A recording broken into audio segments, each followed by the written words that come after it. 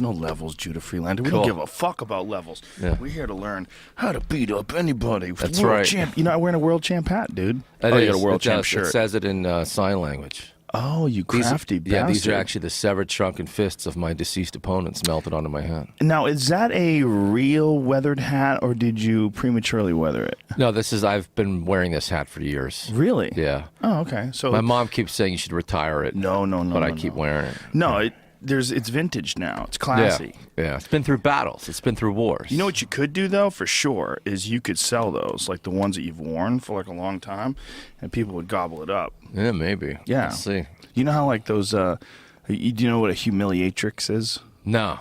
There's a lot of gals out there that make a living selling their old socks, and they'll sell like various bodily fluids and excretions gotcha. to dudes who have a thing for that. Yeah. We had this girl Sierra Lynch on recently, and she educated us on this world. But So all it's the like creepy- it's like vintage shopping, but with a more personal touch to it. I like how you put a spin on it, man. Yeah, That's I like beautiful. it. So you wrote this book, which is How to Beat Up Anybody. Yeah, that was 5 years ago that came out now. It's an instructional karate book. Nice. Yeah.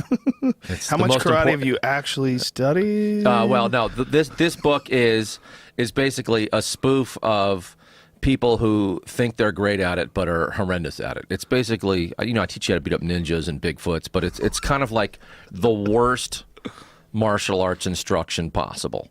And it's like a 208-page photo joke book, basically. That one.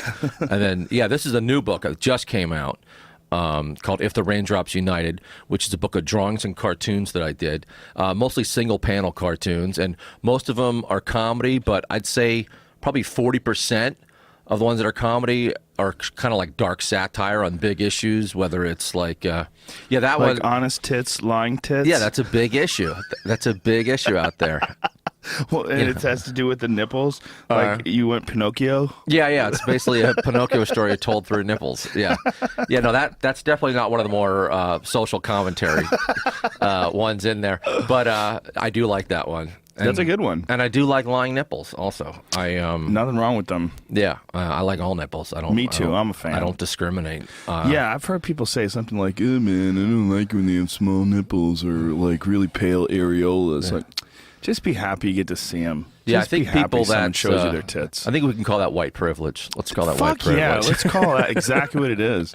But it's like, whenever I hear people complaining about, like, especially like, it's like you're already getting laid. What are you complaining about? Exactly.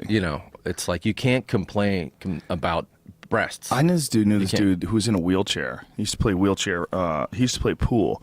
And he was like, he playing tournaments and stuff. He was like, he had all these physical problems. He was like really unhealthy. And was his wheelchairness due to health reasons? Yes. Or okay, gotcha. Yeah, so he was, as a physical specimen, he was a mess. But he was addicted to prostitutes. And he would only go for ones that had really well taken care of feet. Okay. And he had this huge issue. Like someone's feet were too big, or if their feet, like he would like freak out about feet. Like he would get like almost angry.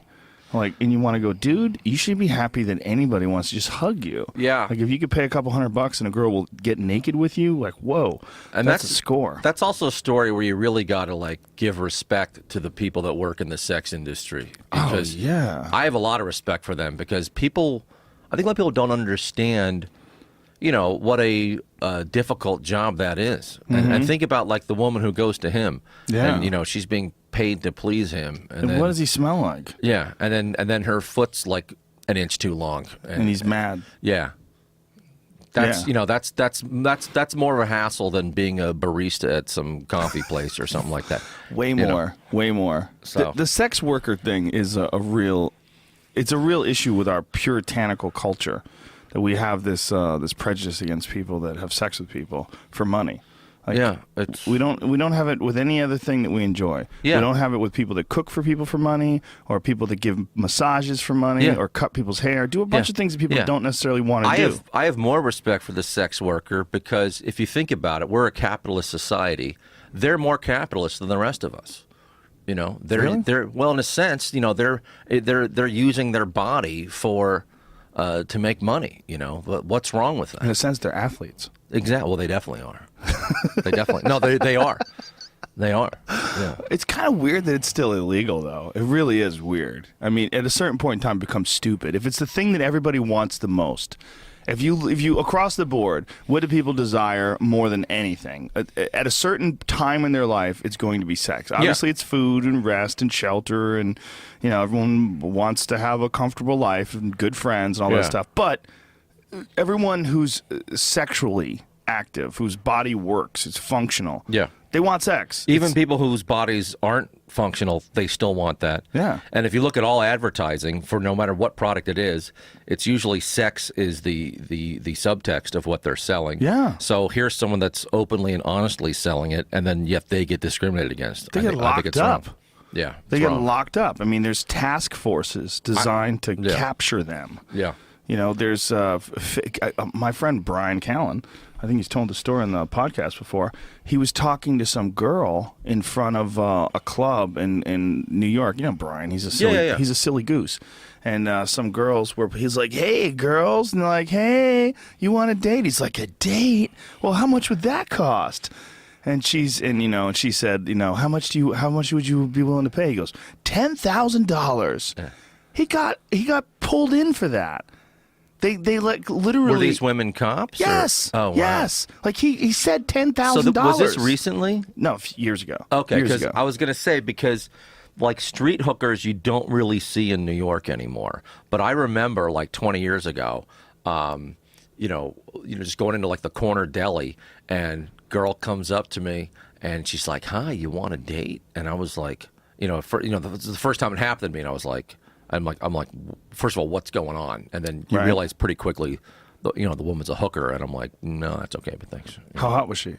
She was pretty hot. Yeah. So if she wasn't a hooker, if she was just a person who thought you were attractive, I'd probably talk to her. Yeah, but I'm like a germaphobe, so Are you really? Yeah. So I would. Like what level? Like Howie Mandel level? He's the black belt. Yeah, he's the gold standard. His is different than mine. Mine's kind of different. I don't know how his mentally works, but there's different kinds of OCD, and mine goes through various phases.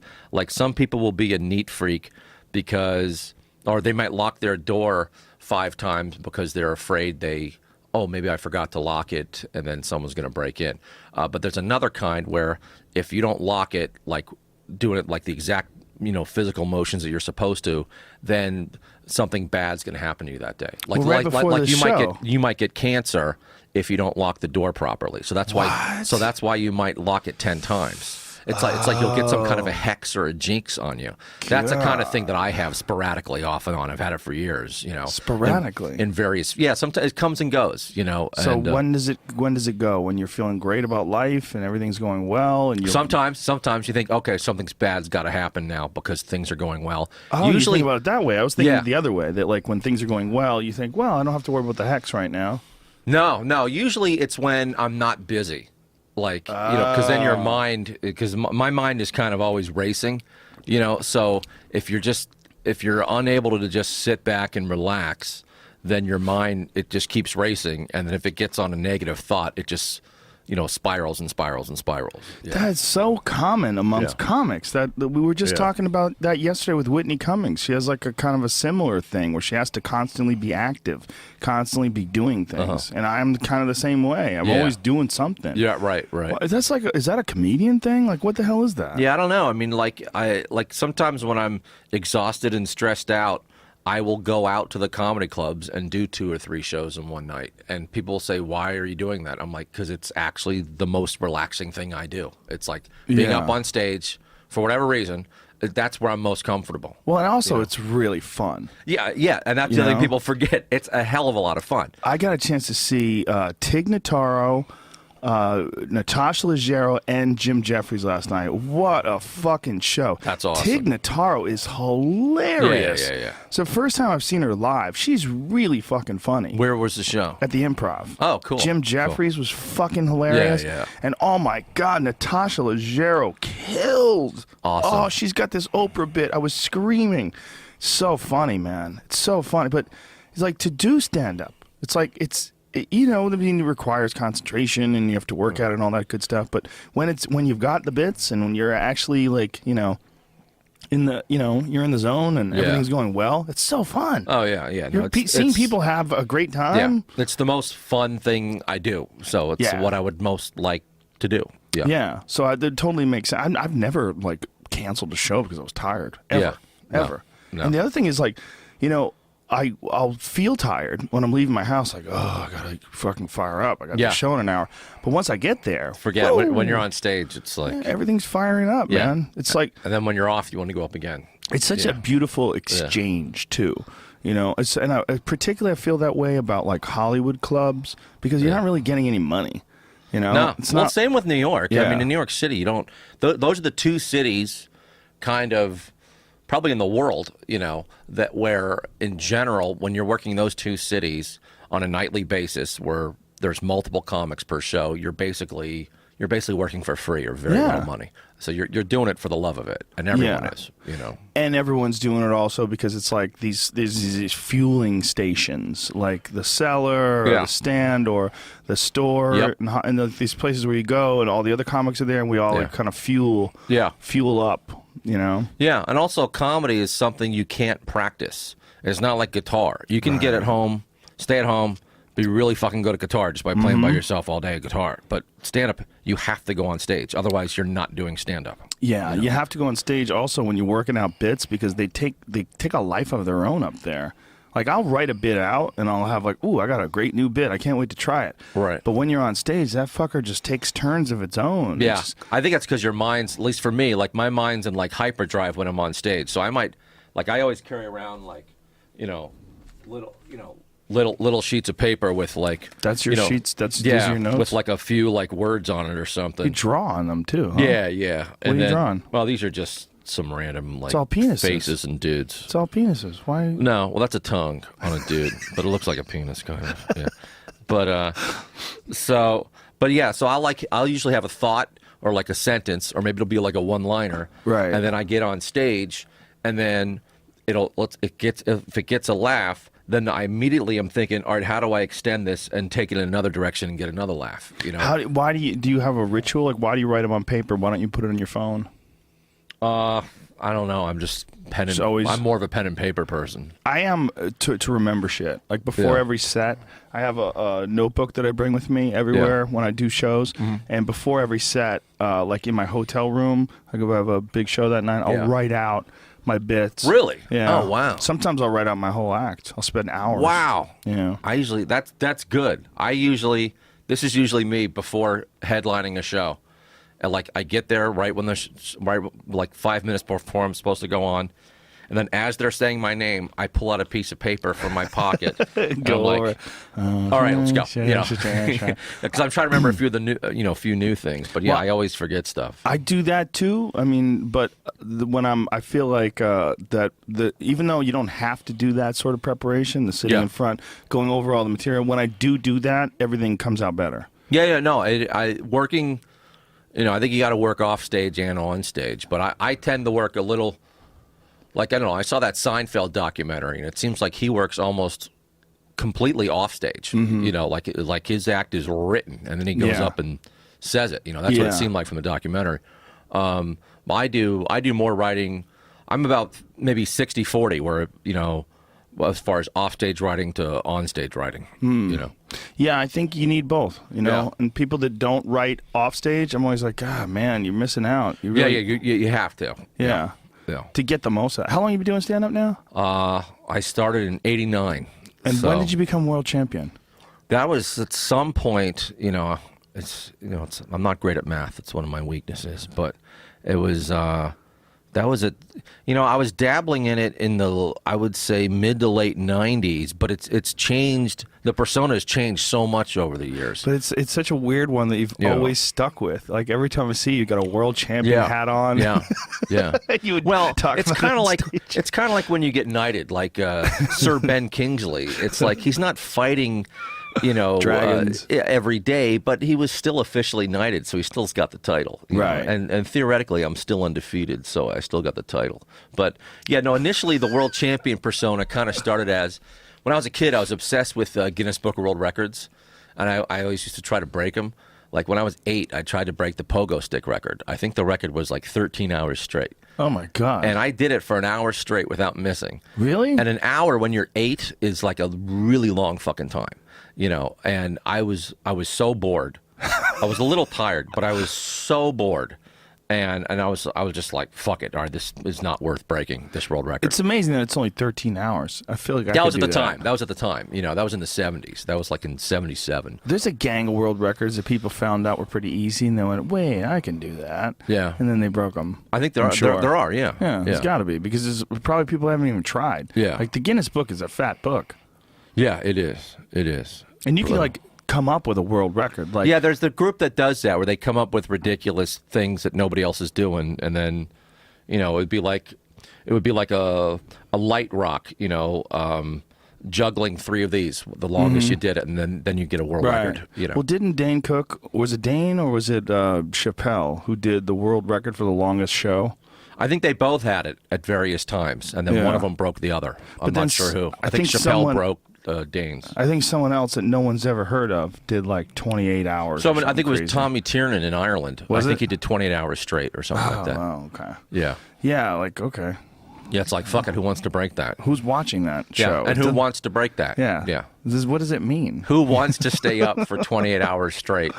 Yeah, there's some weird world records, man. Yeah. There's some, like, what is it about world record? Like, I remember I wrote this article once about this guy who his world record was he had the longest fingernails ever. I remember that guy. He was in all the books when I was a kid. And they curl up, and that guy has massive nerve damage in his shoulder. And has a hand that he cannot use for anything. Can't use for anything. Yeah. Can't wipe his ass. Can't save his life. Yeah. And because it's heavy, it's fucked up his nervous system. Yeah.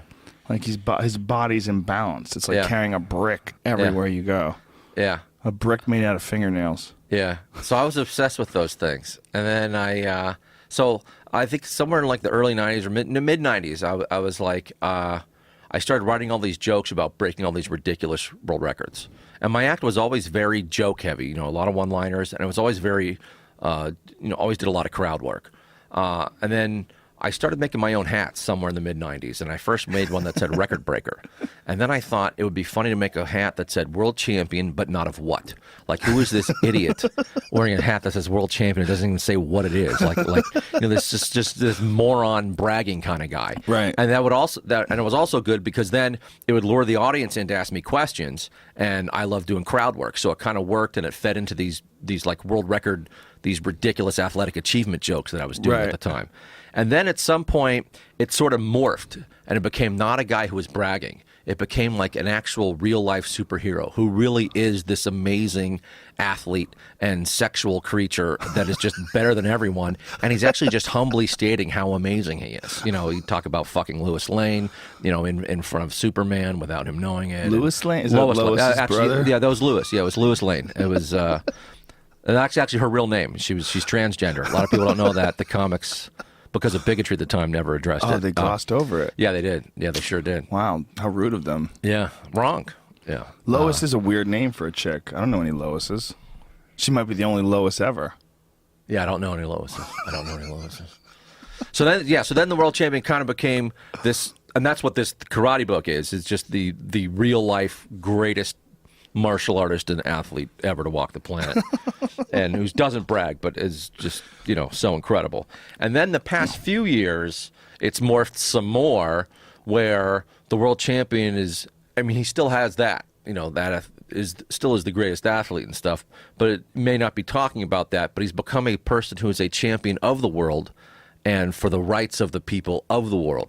So recently, like I started doing shows in Europe about 4 years ago, and it really kind of opened up my mind and my point of view, because, you know, when you're in a bad relationship, like, you can't see it, but all your friends can see it because you're like too close. Yeah. But then if you step out, then you can, like, a couple years later, you're like, what the fuck was I doing? You know? So when I started performing shows like in England and other countries in Europe, I initially thought, oh, I'm going to be learning a lot about these countries. And I did that. But what I really started learning about a lot was my own country, because you're able to see how other people live, step away from the way you've been living, and physically be farther away. So I started seeing some of the hypocrisies and the ridiculousness of, just the culture and the laws that we have, the bullshit with the government. And so I started talking more about, the past few years' bigger issues, whether it's, classism, racism, different kinds of things. So, and I still try to, do it from the same ridiculous and absurd angles that my act has always kind of been.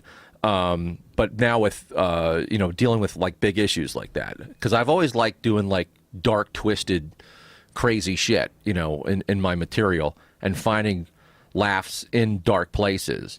And so now with like, if I'm doing bits about racism, I love it because I love how uncomfortable the audience gets. Like if I'm doing bits about, like I have one bit about terminology about black people, should they be called black, should they be called African American? You should see, like usually the black people they're a little uncomfortable at first, but then they're fine. The white people are almost always terrified to be even discussing this. And that's where I like to get comedy out of those situations. I've never been the guy who likes to get it out of the easy spot. I like going to where it's difficult. So I've been doing more stuff like that. And I also like doing it for everyone. Democrats, Republicans, because I don't find it interesting. Like if you're preaching to the choir, I never find that interesting or challenging. You know? I like doing a bit about guns, and there's people on the right and the left, and they're all laughing at the shit. That's what I like doing and trying to do. So there's like a conscious effort you have when you're crafting your jokes to sort of like. Or is it just like what you normally just sort of gravitate towards? Well, these are things I normally gravitate towards, but I try to do it so that I try to point out the absurdity in it and to sort of like get people to laugh at something, and then they're realizing, wow, the fact that we're arguing over this is really absurd, and so that they're going to laugh at it no matter what, what their point of view is on an issue, like say gun control, Gun control, because most people, because both sides, they want the same thing. They want peace. They want safety, whether you're for guns or against guns. They both want that. So they have something in common, but they're so passionate about, we want our guns, we don't want the guns, that they don't actually see that they actually have a more common ground than they think. Right. I mean, that's not what I preach in my act, but, I take that, that knowledge beforehand that these people actually agree more than they disagree. It's how they go about solving the issue that they disagree. Well, I think when we set up two opposing camps, like the right and the left, Democrats and Republicans, you almost always have these artificial barriers that are like set up in place for people reaching common ground. Yeah. They're already in place. Yeah. Like you can't It's already agree. black and white. It's already good guys versus bad guys. Well, no matter which side the you're left at. has their ideas, and you have to oppose them if you're on the right, even if they make sense. Yeah, what I think's gotten, and I think this has gotten worse, and I think some of it is due, like, to the internet, which we were talking about a little bit, before the podcast started, where it's like nuance is like gone. It's like even on the internet, if on Twitter, if you say one thing, if you do one tweet, and one person or one group gets offended, you are demonized forever. It's like you can't. It's like you'll never be the same. They're done with you. It's almost like like when a 5-year-old kid eats broccoli for the first time and he just goes yuck and then spits it out. Right. It's like that's the way adults are now on like every big issue. Right. It's so like, you write a tweet about something, that's who you are. Yeah. That's you from now on. It's like there's no room for discussion. It's like you're evil. You have to go. Well, it's also taking someone and judging them based on a tweet is so precarious because you're dealing with 140 characters. You have a limit of 140 characters. Yeah. And a lot of times, especially if it's a joke. Yeah. Like there's so much more that you could say about that subject that would give, would sort of fill it all in. Yeah. Like, here's Judah's actual perspective on this. Right. But instead, they take 70 characters that you thought would be kind of funny to put out and go, you piece of shit. Yeah. How dare you say that about blank? Yeah. And the fact that people come to a judgment about someone's entire being immediately and then don't even want to discuss things. It's like you can't progress if you can't discuss things. You know? I think you're dealing with what you're calling progressives. And people that call themselves progressives are almost... Many people on the left, or when we're using labels again for lack of a better term, are more fascist than people on the right. Definitely more regressive. Fascism can come from both sides, and with freedom of speech, people can. And I'm someone who's for human rights 100% and always standing up for the underdog. There's actually a cartoon. See, the term fascist, I used to think this too, but I think the term fascist actually deals with conservative issues. I'm pretty sure. Like, Jamie, pull up the definition of fascist.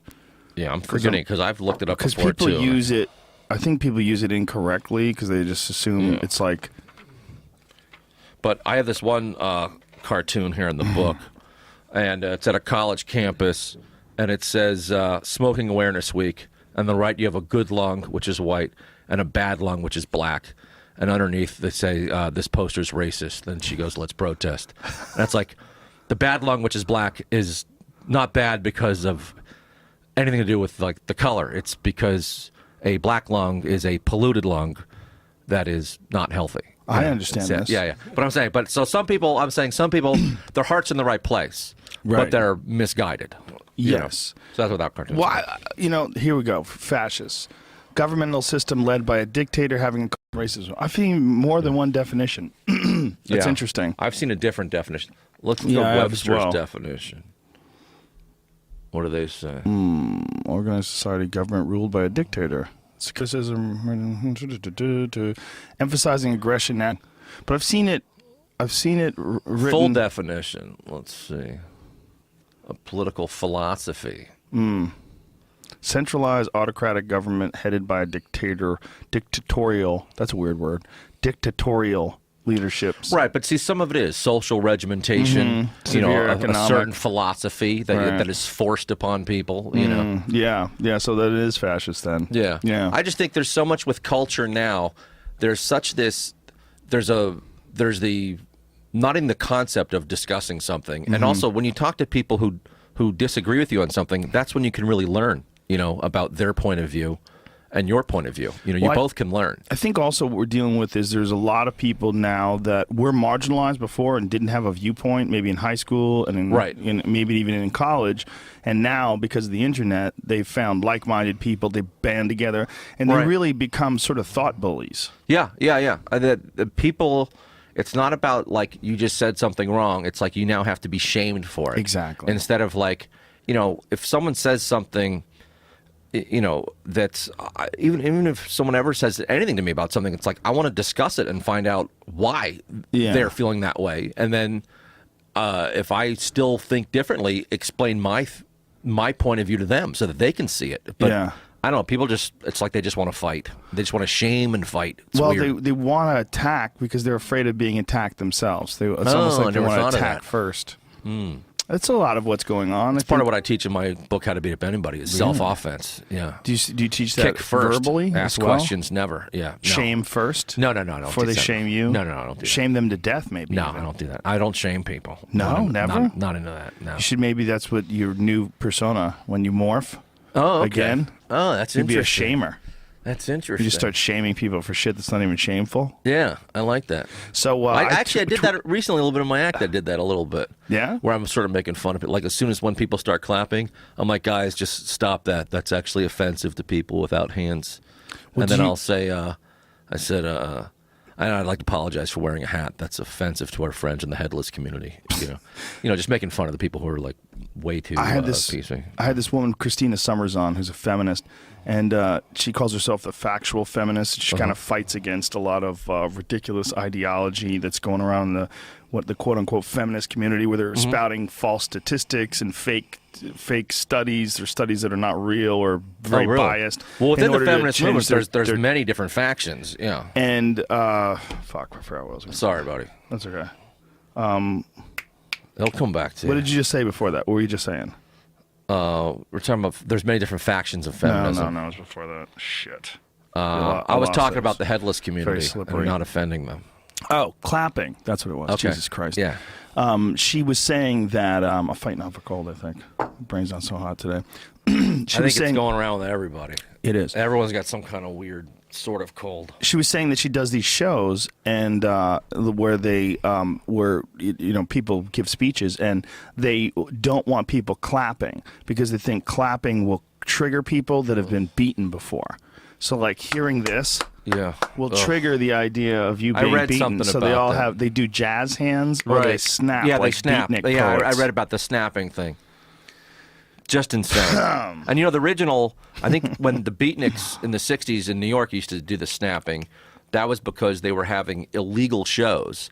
And if they all applauded, that would, the neighbor, people who lived, you know, on the upstairs or next door would hear the applaud, then they'd call the cops and shut them down. Really? So they did the snapping because it was quieter than clapping.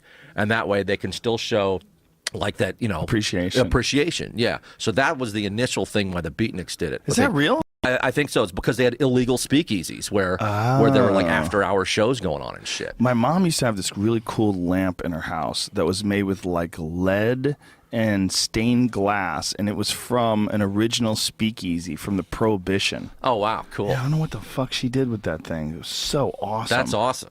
Yeah, that's cool. I don't know if she sold it or got rid of it or what. God damn it. I wish I had that, though. Because she had it restored and put together. I mean, it's like a lamp from like 1921 or something like that. Where is she? Where, like... My mom lives in Mexico now. Oh, wow. Cool. Yeah, my mom and my stepdad, they live in Mexico. They found like this strange community of expats in Mexico. A lot of people move to Mexico when they get older. I think Jesse Ventura's got like a place down there. Yeah, he lives in Mexico. He's I want to go weird fucker. I want to get to know Mexico because I really don't know it that well at all. Mexico's awesome. I love Mexico. I hear Mexico City's just amazing. It's very cool. And they have a lot of good filmmakers coming out of there now. But the pollution is staggering. Really? Yeah, I took photos of it and put it up on my Instagram. And see if you can find one of those. You can't even believe it. It doesn't even look real. It looks like you're flying into a fire. Well, I have friends like from Beijing in China, and like, ooh, that's even worse. It's just insane. I think that's the worst in the world. Right? Yeah, China has some of the worst. I think so. Yeah. But Mexico City was so bad, I was getting headaches there, and you smell it. You smell it when you land. You're like, whoa! Like and apparently they say the pollution is way better now than it was a decade ago. Wow. Which is very hard to believe. Wow. Traffic there is also insane. Nobody, the traffic lights are a fucking joke. Or it's a free for all, right? And trying to merge, like, look at that. That's flying in. That's Mexico City. Yeah, like that cloud of shit. That is that's. When I was driving here, I just heard it on the radio in Porter Ranch. There's some kind of gas leak. And, and they just got this camera. The special camera that can like see gas, and it's like the government and the authorities said no, it's not leaking, and someone got this special camera that can like see gas, and it's still going everywhere in Porter Ranch, and 700 families have moved out, and they're like trying to like fight the government and sue the government or that plant or whatever that's doing it. Yeah. Oh God. Because I'm like, that's not that far from here. New infrared video shows possible gas cloud lingering above. Oh, whoa. Yeah, and it's still like leaking like crazy. And I'm like, what the fuck? That's the gas? Yeah, that's what the special cameras see. Shit. That's going on now. They had a big meeting last night, and they said 700 families have moved out on their own. Like the government didn't tell them to. They were like, fuck it, we don't trust you guys. We're moving out. Wow, good for them. The government that's is like the close last to here, person right? you should ever listen to. They're very close to here. That's only like 5 or 6 miles. Because I'm like, there. that gas can't be just going to Porter Ranch. It's not like it knows. It's probably going right to Jamie's head. Yeah.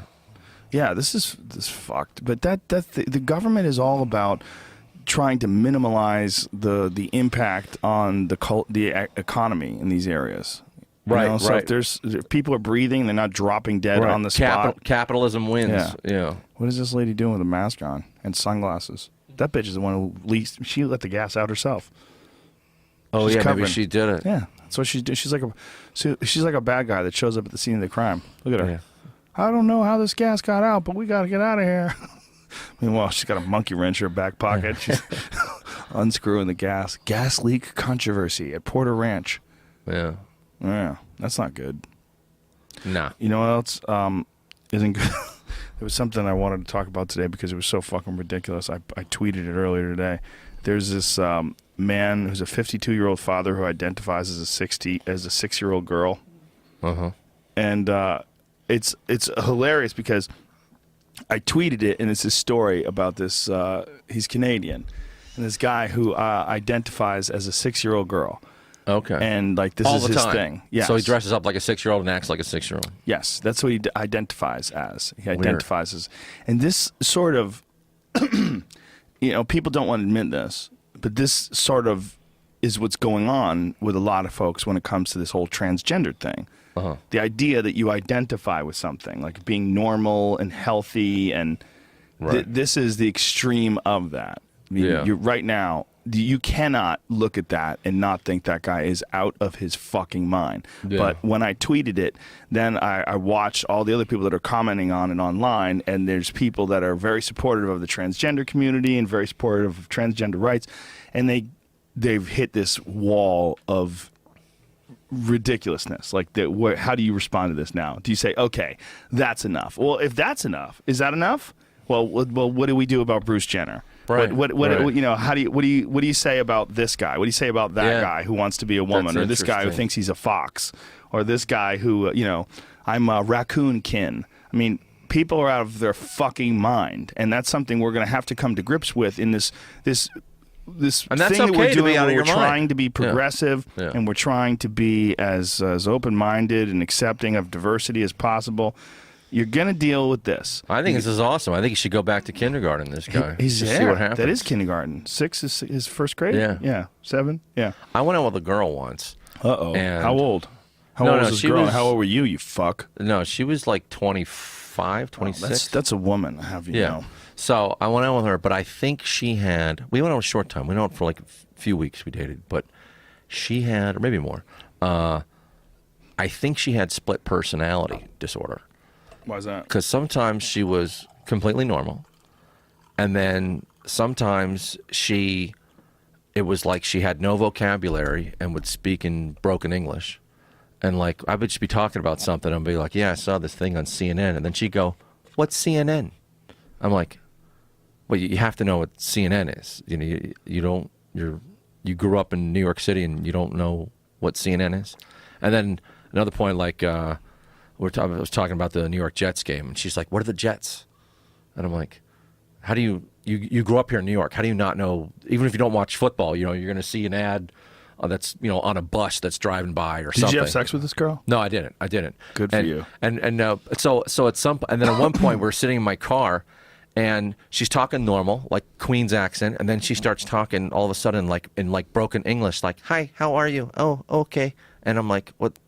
And then for a second she goes, come on, get it together. I'm like, she said that to herself? Yeah, to herself. She's like talking to herself. Oh, well, she's crazy. Jimmy. Yeah. And then she wanted to make a commitment, like let's get serious. About what? About dating, like being a couple. But she said to me she had something really serious she needs to tell me, but she can't say it until after I say to her that I want to be in a committed relationship with her, just the two of us. Oh, okay. So I'm like, no, that's the kind of shit you put out beforehand.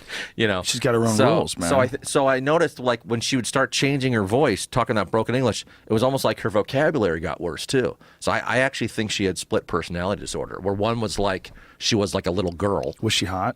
Yeah, she's very good looking. Should have hung out with her. Yeah. Fuck it. Who cares? Yeah, but didn't work out. But good girl. Yeah, but interesting. Yeah. Yeah, there's people whose brains don't work so good. Yeah. Just like some people have club foot. Right. Some people have shitty brains. Right. Club brain. Yeah, for sure. Cleft palate. Yeah. Fucked up brain. Yeah. It's just, defects. Dude, I just want to say I love the American Werewolf in London werewolf he got out. Pretty dope, huh? Yeah, that was a great movie. Shout out to Pat McGee. There's a guy named Pat McGee. He does special effects for films, makeup stuff. So that's an incredible job he did. Yeah, yeah, he has a mold. He makes them for anybody who wants one can get one. Really? Yeah, he does a Yeti too. He has a big giant Yeti. Oh, cool. And he does the Alien. I'm gonna look him up because that's really good. Yeah, he's really good. And that was a great movie. Well, he's one of those guys that believes in makeup special effects as opposed to CGI. I did that. I was into that when I was a little kid. Me too. Yeah. Really? Me too. Yeah. I was into Rick Baker. I wanted to do that for the movies. Like after I saw Star Wars, like the cantina scene. Yeah. Cantina scene. Yeah. I remember thinking, whoa, like that was all a bunch of masks. Yeah. But meanwhile, if you watch that today, it looks so stupid. The masks are so obviously masks; they don't move. Right. They're just rubber frozen. But that scene, like, blew people away. Well, the movie did, the special effects were incredible. I still love that movie. I think the spaceship stuff is still great in that movie. Oh, it's fucking terrible. Watch it again. Okay. I don't know. I guess I can't see it, because when I watch it, I just love it. Well, you know what I watched this morning? I watched it with my kid. I watched the Planet of the Apes from 2001. Was that with the Marky Wahlberg? Mark? Yeah, I didn't like that one. It was terrible. Yeah, I didn't like that at all. But I was watching the special effects. I'm like, wow, just 14 years ago, special effects look like shit. Yeah. They look so fake. But at the time, we were like, whoa, cool. Right. That's finally they got it. He's right. in space for Yeah, sure. Yeah. That suspension of disbelief was. Yeah. But now, I mean, like, Interstellar or something like that, it's like, wow, Yeah. they've got it. I don't know. Sometimes when I see stuff now, I still like the superhero movies. It'll be like, okay, here's Robert Downey Jr. talking to Mark Ruffalo, and then they put on their superhero costumes, and then it's like watching a cartoon. You Right. know? It's like I never feel like it's Robert Downey Jr. in that suit when he's flying around and punching shit. Yeah, that's why they have to do the cutaway to his face with all the lights on it because he's got the mask right. on. So I kind of lose believability with that stuff. I sat down with my kids the other day, and we watched King Kong, the 1933 version of King Kong. Oh my with Fay God! Wray. Yeah, it's a great movie. It's incredible to watch what a difference movies are. Like what difference it is between a 1933 movie and a 2015 movie. Yeah. I even like the 1976 one with Jeff Bridges and Jessica Lange. Well, we watched the 2005 version as well. I went back to back from the 33 to the 2005. I just showed them the King Kong scenes just so they could see the difference. Right. Oh, that's so cool. You're educating them in special effects. Well, yeah. Well, we were watching. Awesome. Well, this is what it was. I have a TV in my car. Excuse me. And we were watching Monsters, Inc. And Monsters, Inc., there was a place they were going called Harryhausen's. And Harryhausen is Ray Harryhausen, who's a famous special effects guy. It was like a shout-out in the movie to Ray Harryhausen because obviously Monsters, Inc. was an animated movie. Right. And so I was explaining to them who Ray Harryhausen was. And I said, well, I'm going to show you guys some old-school animation so you get a chance to look at it. And so I played them King Kong, and they were fucking howling laughing. They thought it was so stupid. They were like, "Oh my God!" Like there it is. But see, you got to get a video of it. See if you can pull a video of the first time that King Kong sees Fay Wray. Harryhausen was the king of stop motion animation. And he did King Kong. He did some of those Sinbad movies, and it was so. He actually did I think one of the last one he did was Clash of the Titans in 1981. Look how stupid it looks. Yeah, it's got the strobing. And it's obvious that they're not in the same plane. Yeah. Like him and her, they're not in the same place. Like, and then they had the head. There was the big head that wasn't the same thing. It wasn't claymation animation. It was like a big mechanized face where the mouth opened and shut. And then they went to this thing. Like, look how fake it looks. I don't know. I just sort of ignore it, and I still get into it. Look at the lighting, though. Look how good the lighting is, man. Well, for 1933, this was amazing. Yeah. Like, people couldn't believe it. Like, see, they would go to this. This was the machine that the mouth would just open and close. And then Fay Wray was screaming and yelling. And even the style of acting they did was so different. The way they talked then. Well, what kind of a film are we going to make here? It was like the opposite of a lot of acting you see in, like, American indie films now, where almost like people have no energy, and it's like they have no acting. Everyone's just walking around with a blank face. Yeah. Here they really overdid it. They put a lot of energy into it. Well, I think that was reminiscent, or it was an after effect, rather, of doing things on stage with no film, with no microphones. Ah, interesting. Because when they used to have no microphones, you used to have to project. And so you would have to talk like that so the back of the room could hear you. Right, and be more physical with your motions and stuff. That makes sense. And so 1933, you got to think, well, they've only been doing movies for like a couple decades back then. Yeah. Especially movies where people got to talk. Not even really. Yeah. When was the first silent movie? I think in the teens. Yeah. Silent? I think in the teens. I think it was the 1800s. Really? Okay. Yeah, I feel like 1800 was the first silent movie. But talkies came in the 20s, I think, or the teens. Something like that, yeah. So 1933, it was all really, really new. Here we go. 1891. Wow. Until 1927, when the first talkie was. So that's incredible. So you're talking about 6 years. Yeah, 6. 6 years of talkies before King Kong came out. Yeah. So they really didn't have it. I mean, that's like a 2011 movie. I mean, think about that. Yeah. Wouldn't that be cool? I think it would be so cool to go back in time and to try to be like an actor in those times, and like Oh my God. be in the silent movies, and then crush and it. then, and then get in talkies. I mean, it was just. You would know so much. You would go Yeah. back in time. They would think of you as just like this wise genius. Oh, I didn't think of How it do you that way. know I thought so about much? actually just living back then, like if you were born back then, Well, and living back then. I wonder how much of a representation, how accurate the representation of people were in those films as to like what they were really like in real life. Oh yeah, You know, no because idea. it's hard when you see people talking like that. Yeah, yeah. Say, Mister, who are you? Yeah. You know, you don't get a sense of what they really were like. Yeah, that's interesting. They might have been. I think they were pretty savage. Yeah, I think- know. I don't know. I think if you look at, there's a bunch of stuff that happens in those movies that you don't see today, like in movies, or you definitely don't see on television shows. First of all, like domestic abuse. Oh yeah. Men just smack the fuck out of women all the time in those movies. Even in like the original movie Footloose, there are scenes where the main girl is getting the shit kicked out of her by her boyfriend. by her boyfriend, Yeah, right? and yeah. even today, if that was happening, they wouldn't actually show it. You know what I mean? Maybe, you but know, it wouldn't be like Footloose. It wouldn't even be in the right. It wouldn't even be in the story. Right, Yeah. right. Yeah, it's interesting because I think when you look at something from like 1933, even though I don't think that's exactly how they behaved, it gives you a window into the culture. It gives you this bizarre view of people from a completely different era. Yeah, I mean, watch Gone with the Wind, and you'll be like, "Wow, this is like the yeah. most racist movie So ever fucking made." racist. It's like, oh my god. Yeah, there's a lot of those. How is that? How are people not talking about this? Well, you know what else is racist as fuck, man? Peter Pan. Really? Yeah, Peter Pan, the original Peter Pan cartoon. I was playing it for my kids, and we were like, "Whoa!" Like about Native Americans. Oh about yeah, Native... no, I've seen some of those cartoons. Oh It's my like- god. it's angering and embarrassing. Yeah. You know? It's like you're like, wow, Yeah. and that was the normal shit that everybody saw. Yeah. The old Popeyes are great too. I've been watching Those the are old great Popeyes. cartoons. They are great, especially the black and white ones. Those are like but they're amazing. so violent. Violent as hell. And, very- Bluto is and always creative. trying to rape Yeah. olive oil. Yeah, literally like raper. Yeah, Oh, yeah. like kidnapper. Yep, and raper. Yeah, they don't show his hips thrusting, but Right. apparently everything else is in there. Like Yeah. he's grabbing her and she's Yeah. screaming. He's pulling her away. Yeah, yeah. He doesn't even talk. He just grunts and Yeah. shit. Yeah. Yeah, but the violence is so prevalent. It's like Jesus Christ. Cartoons were all about violence back Yeah. then. And they were great. Well, the weird thing is you can still watch them, but you can never make them. Like you could still watch Warner yeah. Brothers cartoons. You could still watch Wile E. Coyote and Right, Bugs Bunny, but you could never make a cartoon like that today and I put guess. it on television. it would have to be a niche market, I guess. You know. Well, it wouldn't be for children. No, not for kids. But isn't that They probably amazing? wouldn't- Yeah. That was what we grew up with. Yeah. Well, look at how like some schools, they're not supposed to play dodgeball anymore. It's like 'cause it's too dangerous. You know? Well, we're becoming It's like- pussies. They're giving Yeah. kids participation Yeah. trophies. The fuck is that? There's a it sucks to lose. Okay, that's how you get better. Yeah.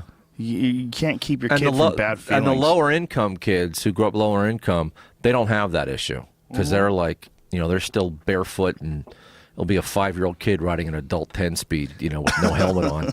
It's like that's like when I lived way out in Queens, you'd see that shit all the time. Latino kid just literally like 4 years old and he's on a 10-speed, no shoes, just cruising down the fucking Where's street. his parents? Yeah, you don't see them anywhere. Yeah, It's just just let like that kid out but the he's door. fine. Yeah, Jesus, most of them come back alive. yeah, It's just about numbers. yeah, and he was good. That'd be like an adult riding like a 10-foot bicycle. Well, you New know? York is interesting in that way that you get to see so many different styles of parenting, so many different styles of just living, all jammed into one area, Yeah, stacked on top of each other, different boroughs, but all in Yeah. the sort of same central location. Yeah, it's not as diverse as it used to be. It's really becoming a boring kind of city. It's Really? Yeah, and What's happening? I deal with that some in my book here, where it's like you go to, like one block will literally have, there's a CVS right next to a Rite Aid, and then a block away there's a Walgreens, and then there's like 5 banks like on that block, and that's all there is, and it's turning that way like everywhere. It's like it's become such a wealthy city. It's just become That's it's interesting. become boring. Like even like some, like when I look at L.A. now and New York, L.A. to me seems in many ways more diverse than New York does. Really? Because, I think an apartment in L.A. is probably half, 50% cheaper than what it is in New York, if not more. Oh, okay. So And it's just so- sort of priced everybody out. Yeah, it's classism, basically. So it's like the only people, I know doctors in New York City who live in Jersey because they can't afford to live in New York City. Whoa. So it's because the finance people make more money than anybody. Right. Isn't that funny? Yeah. All they're doing is moving numbers I around. know. They Yeah. steal I talked them to up. guys because I finally They steal the numbers. Because I was always like, what do these guys do? And then I finally realized that they make money. Like you do comedy, and then people come to the show, and you get paid. Like that's a service you provide. But those finance guys, they make money. That's all they do. They don't do anything. They just find a way to make more money. That's all they do. Well, they don't even make it. They they don't move physically it. make it. Yeah, they move it around. They move it around, but take some for themselves. Yeah. Giant chunks of it. Yeah. We made a big deal today. What'd you Yeah. do? You moved ones and zeros from non-physical place to another non-physical place? Yeah. It's crazy. But Yeah. they make all the fucking money. Yeah. And a lot of them are fucking barbarians. I used to work out with a lot of these guys that became stock market guys. They became stockbrokers back in Boston, and they were fucking animals. They were savages. And then I ran into one of them, and he was wearing a suit and tie, and he looked great. And I was like, what are you doing? Like, what the fuck? He goes, hey, I'm stockbroking now. I'm a stockbroker. And he was just making all this money in the stock market and just doing coke and punching people. And whoa. It's a crazy business. I mean, there's like no morals at all in that business. And and a lot of the shit they do, I think, is illegal in other countries. Well, it should be. I mean, look at what the infamous market crash of 2008. I mean, what was that all about? Yeah. Nobody got inflated- prosecuted. Yeah. Yeah. I mean, it's kind of crazy if you look at, I mean, how much of the same laws are still in place that allowed them to do that. Yeah. And allowed them to set up the whole subprime mortgage loan crisis thing. It's like, when you look at what that actually was, it's like a gigantic pump and dump scheme. Yeah. But for the whole country. Yeah. It's just crazy that no one went to jail. No one. Well, that's another thing. Bernie, Where both parties, both parties are they're not that different. They get marketed as they're so different, but they're really not that different. They basically work for whoever has the most money. I think socially and they're that's different. it. Socially, that's the only area they're different. But but financially, most of them are just corrupt, feeding the same shit. They don't work for people. They work for mega corporations that have billions and billions and billions. Well, that's the only way you can get into the White House unless you're a Donald Trump guy. Yeah. Unless you have your own money where you can finance your own I don't even campaign. think he has enough money to do it. I don't even think he does. Really? Yeah, I don't think so. Yeah. What makes you say that? I think the money that you're talking from these corporations is much more than he can have as an individual. And I think the biggest reason that he's been able to get his message out so much is how much free press he gets. Right. That's a good point. It's like the news is always taking, I don't know. How does he keep being ahead? I'm like, you're all he fucking shows. It's like he's getting hours of free advertisement every fucking day. I've never seen a political campaign where they actually go, breaking news, Trump's giving a speech in Iowa, and then they just show the whole fucking speech for an hour. Yeah. Well, they're hoping he says something wacky about Muslims. And that's never happened before, where they actually just show an entire campaign speech, and then like, wow, I wonder why the other Republicans don't have that much votes, because you didn't even fucking show 30 seconds of their campaign speech. To me, it seems like, and I try not to watch this stuff too much until it like gets down to the last couple of months of the campaign. Right.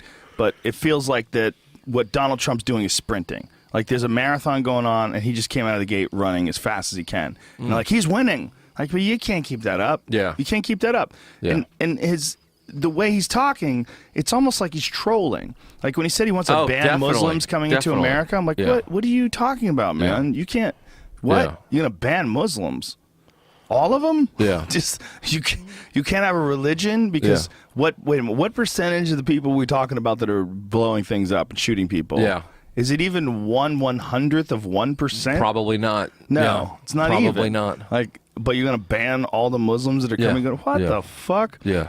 And he's then out of his fucking mind. And then he did a speech about it. They asked him, and he goes, "Well, what I'm talking about wouldn't even have to be for that long." Like, what are you talking about? Like, he goes, just until we figure out what the hell is going on. Yeah. Like, he's just speaking in these sort of vague terms. It's like, I feel like he's trolling. I don't feel like he's a real serious candidate. Yeah, you almost hope it's like in 6 months he's gonna withdraw and just say the entire thing was like some kind of bizarre performance art thing. Just like, making fun of our entire media and a big Joaquin Phoenix sort of a thing. And political, arena. It's just. Because the news media is just I mean, I don't like them. I think they're fucking horrendous. Period. Well, what they are is a business. Yeah, and that's what I'm saying. That's what people don't realize. Yeah, they're an entertainment business. Yeah, and that's what's entertaining. A guy like Donald Trump is entertaining. Right, but they should be labeled. Yeah, they shouldn't be allowed to be called news. You're right. Well, and I think that happened to Fox News in Canada. Really? I think they were not allowed to be broadcast in Canada unless they were labeled as entertainment and not news. What? Really? Yeah, I think so. Yeah. That's just because someone told me that recently. The girls that they have on that show, they're too distracting. Oh, okay. Too hot. Too many. But I think she-demons. I think that should be the way with 90% of the news. Because it's just it's not about giving you real news. It's about getting viewers. Yeah, I mean, there's a lot of really interesting things that are going on in the world. They're not going to cover it because it's not going to attach to your reptilian brain. Yeah. It's not going to, your mind is just not going to... like when things are slower, if there's some missing 8-year-old white girl, that'll be the news story for 2 years. Yeah, I mean, how many brown kids get killed every day? Nothing. Yeah. One little cute white girl with pigtails gets scooped up in a van. Yeah. They're finally doing that a little bit less now, but for, decades, that was the main news thrust. It works. Yeah. That's the thing. I mean, this Donald Trump thing, it fucking works. You have that guy on TV, you're going to get people to pay attention. Yeah. It's sad. It's sad, but it is what it is. Yeah. But I think today it's sort of opened the door for all these alternative news sources. Yeah, you have to, if you want to get real news, you really have to put effort in. It's not going to just show up on your television. Well, the internet is look for it. A fantastic resource now because you can get all sorts of unbiased perspectives and perspectives from all these different sides. You can also get misinformation, so you got to be careful. But there's a lot of stuff you can get all over the world. You can go online and watch news from other countries and see how they report. One of the cool things about New York, though, as opposed to L.A., is that New York is not a showbiz-based city. Correct. Yeah, it's more diverse that way. But I tell you, more and more and more, it just feels like a finance city. I keep hearing that, man. You're not the only guy that told me this. We had Giuliani for 8 years, and then we had Bloomberg for 12. Now, legally, you're only allowed to be a mayor for 8 maximum. And then Bloomberg was like, well, I want to change things. And so they did a new vote, and it was just amongst, I think, other politicians, and he got voted to be allowed to go a third term. That's hilarious. Yeah. So, and now, why can't Obama do that? Yeah, I don't know, but yeah, Bloomberg did it, and Bloomberg was interesting because he's a Republican and very conservative on some issues, especially financially, but then on some other issues, he wasn't. So he was good and bad, and Giuliani did good and bad things too. I mean, for the arts, Giuliani was horrendous. He was closing down. They found a loophole from some law from the 1800s about how you can't have dancing. You have to have You have to have a cabaret license if anyone's going to dance at a bar. So if a couple of people if you wanted to put on, if there's a bar and they have an extra room and you want to put on a comedy show or something, and someone's dancing or a sketch comedy show and someone's dancing in a skit, they can shut you down. Yeah. What? So he started acting laws like that. So he started actually enforcing them. They started enforcing that. Yeah. Wow. Yeah. What was the purpose behind that? Like, why did he want to do that? What was his motivation? I don't know, but he also closed a lot of the strip clubs. He enacted this. I think it was either the 60-40 law or the 40-60 law. And for a while, there was a comedy club that was so basically, if you had a strip club, he changed the laws so that now only 40% of your place can be a strip club. 60% has to be another business. That was a lot of what? Yeah, that was a lot of so. Wait a minute. Yeah. What does that mean? Like you could sell hats? Yeah. Or you just have like I remember for a while when they closed some of the porno theaters in Times Square. These are places that go back pre-internet. Where you actually go to a movie theater to watch a porno because that used to be the only place you can fucking watch one, and it's just bunch of depressed guys, jerking off or waiting to jerk off, and so I went to one of those after they had closed the porn, and it was a short period. I think it was only like a few months or something, and they were showing. So they were just showing like old John Wayne movies and shit. Like, what? And there were still just like 30 guys in there. Just most of these are guys on edge. This is like 20 years ago. Guys on edge and like homeless guys just sitting there. It was maybe the most depressing thing I had seen. Where I think guys were thinking they were still like I was wondering like, do they think they're still going to show the pornos because it says it's a John Wayne movie, or are they just like? They're just holding on, hopefully that like, well, maybe they'll sneak a porno in there or something. Oh, but God. it was one of the most depressing things I had seen. But yeah, so they had this 60-40 law, and I remember there was a comedy club for a while that was in one of them. I can't remember if it was called Stringfellows or another one. It was on around 21st Street and Broadway, which is a business and residential area. It's not like it's an area where there's just tons of porn. So Right. you have like, expensive apartments and other business stuff. And then, oh, here's a porno place. Mm-hmm. And a strip club, and so basically 60% of it became a comedy club. And, but they still had strippers working there. And it was such a weird feeling.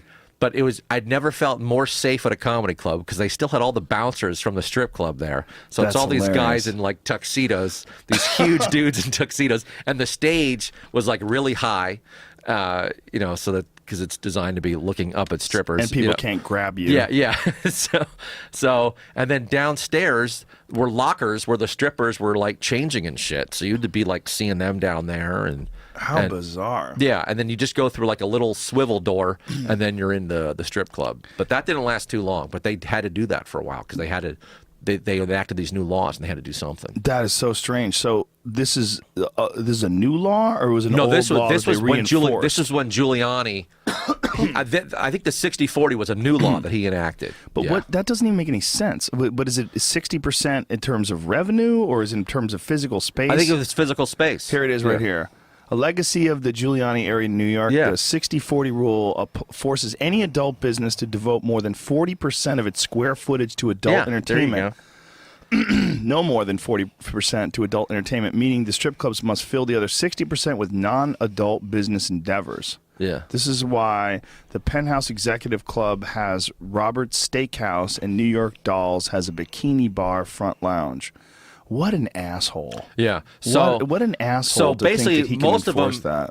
them just fucking went out of business. And they're gone. They're just gone. What a shit! But I remember rule. going to New York in like '81, and it was so cool. You would see Cats, the big Broadway show Cats, and then right next to it, the Sperminator, and it was just like I just love that variety, Right. that dichotomy of seeing, the grungiest shit next to the highest end shit, and it was exciting, But now it's just corporate. Well, chain. Times Square. Yeah, but it's almost like Times Square is now all just chain places. Yeah. But now that's becoming. You just see it spreading throughout the whole city. Really? Yeah. Like I overhear college kids, and they're excited. They're like, "Oh yeah, my dorm's so great because there's a Panera Bread right next to it, and there's a Quiznos, right nearby." And I'm just like, "What the fuck?" It's like it's hard to even get a good slice of pizza in New York anymore. Really? Because much harder. Two things happened. 60-40. No, not the 60. 40% porn. Yeah. That'd be cool. Your business has to be 40% You have porn. to have 40% tits. Yeah. So what happened with the pizza is, well, first of all, Manhattan and half of Brooklyn, hardly any of the people that live there are actually from New York anymore. So you have people moving from the suburbs, so they don't really know good pizza. So they're not really New Yorkers. They're just kind of living there because they're making a lot of money now. Yeah. So instead of like, how L.A. is very transient, everyone, like I was voted most beautiful in high school, so I'm going to go to L.A. and try to become an actor, an actress. Right. Well, New York is now, I got good grades in school, and my dad works for this firm, and that firm hired me in New York, so that's why I'm in New York. So it's changed a lot. Like almost every girl I've gone out with in the past 7-8 years is either finance or a corporate lawyer or something like that, and because that's who you meet. It's like I don't meet anyone like here in LA. Everyone I meet is doing something in arts or entertainment or trying to, and in New York, that happens maybe 5-10% of the time. How bizarre. So it's just a gigantic financial city now. Yeah, in a lot and of that's what Bloomberg wanted, because that's his background, and his goal was to make it the financial center of the world, and I think he kind of did, because when I first started doing comedy in New York in the late 80s and early 90s, because I moved to New York in 87, there was always, the Wall Street guys, but that was down in one area in Wall Street, and now that business is throughout the whole city. Wow. So it's grown, and it's going to be hard to reverse. Yeah, I don't. You can sort of gentrify an area. Yeah. But taking an area and making it like more local and independent. Yeah. And getting like artists and stuff in. Good luck. Yeah, because I remember even years ago, comics, and some people might say, "Oh, this is sexist," or whatever. But I think it's just guy locker room talk. Would have arguments. Who's got hotter chicks, New York or L.A.? I remember that's definitely sexist. Yeah, and we don't allow that on this show. Yeah, because you can't talk about feelings. Yeah. So comics, we used to, you travel around, so you always have the argument, who's got the hotter chicks, New York and LA? Canada. And some Canada's very hot chick. So they like, it used to be like, it was always close, and then some guys would always agree with LA, some guys would say New York. And now I think if you would have to place the vote, I think LA would win easily.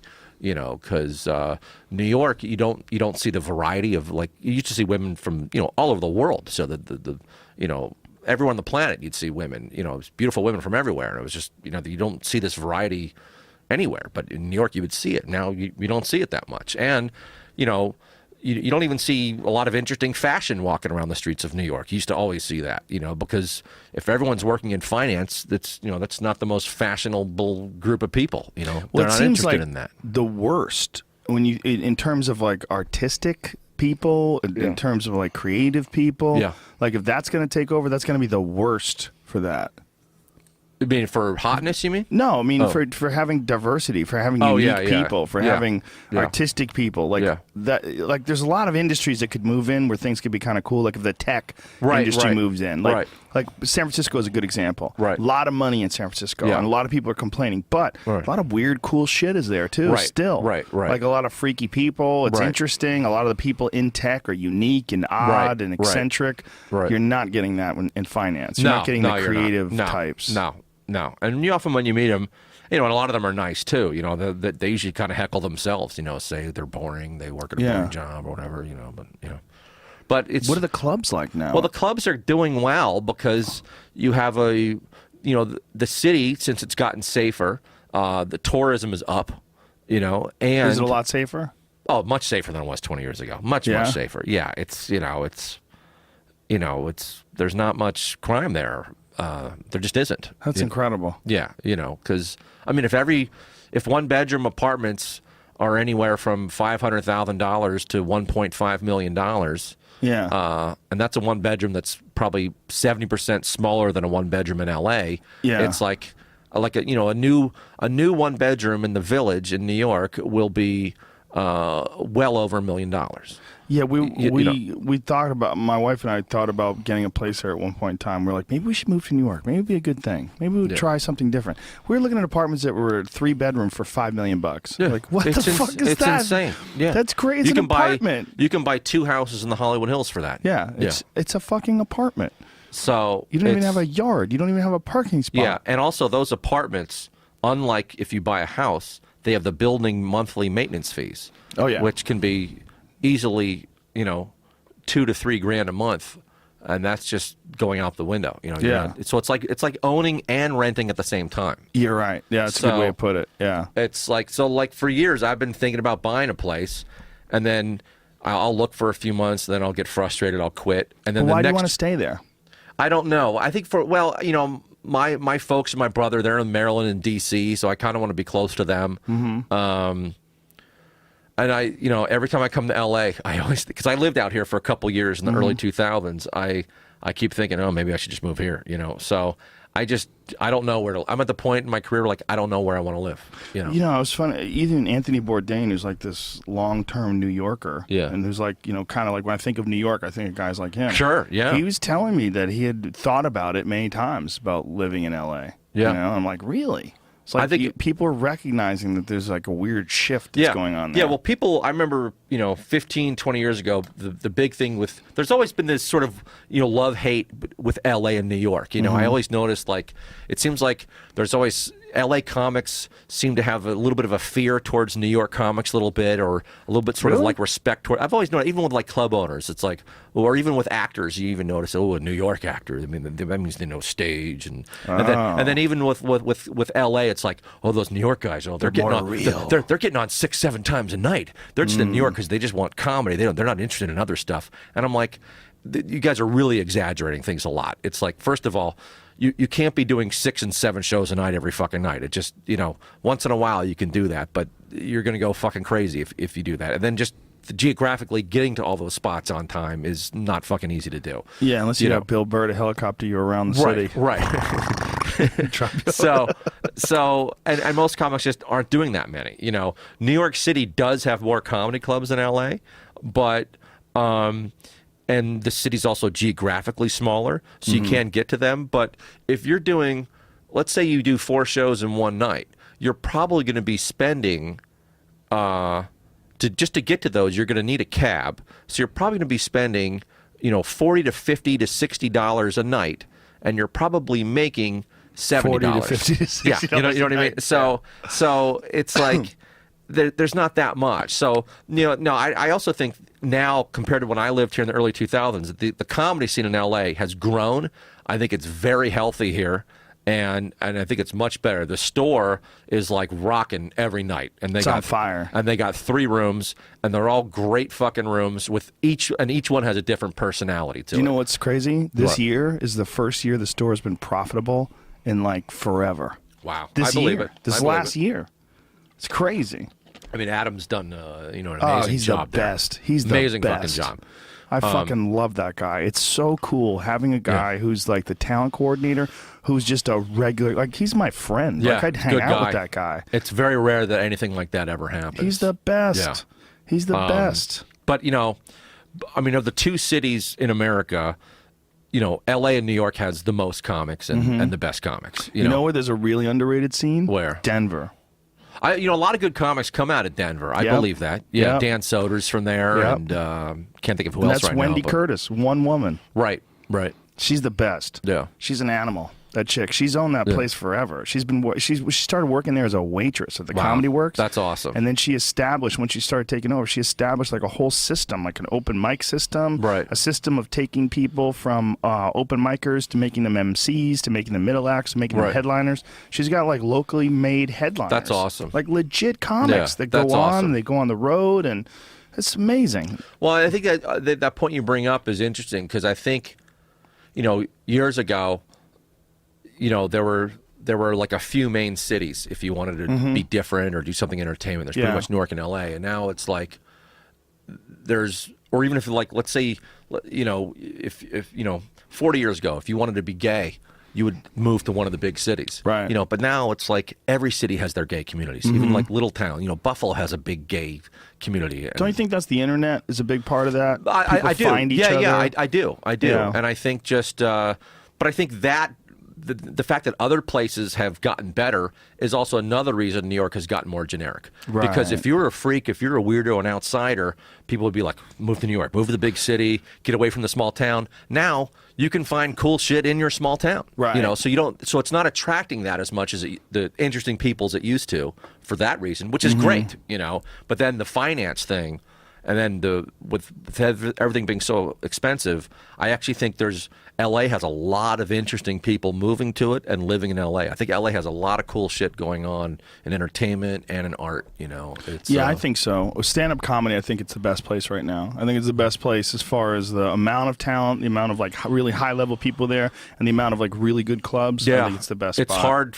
Yeah, I couldn't say which city's better. They're both excellent. New York still has more clubs.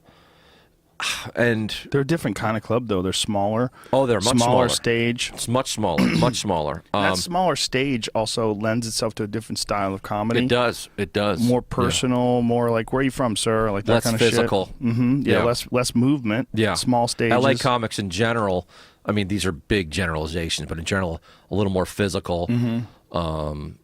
Yeah. So it's, it's interesting. I don't know. But I think all three of the main clubs are doing quite well in LA. Yeah. No, they definitely are. The Laugh Factory's not doing that good. Oh, it isn't? Okay. Yeah, you can go to the Laugh Factory on a many a night, and it's half filled. Really? Not Interesting. even. Because Yeah. when I lived here in the early 2000s, that was like the happening club. Yeah, it's and the dropped Improv off. and the store were kind of struggling. The store and the Improv are killing it right now. Yeah. The Improv has 2 clubs now. I know. I did their little room Yeah. when I was here last month. It was great. Yeah, it's really cool how they've set that up. That's a smart move, the way they've done that. That's how it used to be a long time ago. Oh, really? That's actually where Ari Shaffir started off his powerful Ari Shaffir t-shirt. I know. I saw that. Good Ari graphics. Shaffir started off his This Is Not Happening show. Oh, I there. didn't know that. Yeah. Okay, He cool. started off in the Annex, which is like this little side room. Right. And he nurtured it. Like that show that he has on Comedy Central is a genuine hard work success story. Yeah. Because what Ari did is he had this concept, and this concept was this will be a good way to generate new material if instead of being under the pressure of like punchline, Sure. doing in a stand-up sense, let's do something where you just tell stories. Right. Like, here's a crazy fucked up story that happened to me, and out of that story, maybe there'll be some jokes. Like, maybe there'll be something that I could mine That's out cool. of that. That's and cool. so he did that, and then eventually went to do it on the web, did it on the web, and then eventually Comedy Central picked it up, and now it's on its 3rd season. Right. That's It's great. killing it. That's Yeah. awesome. It's amazing. Yeah. It's beautiful.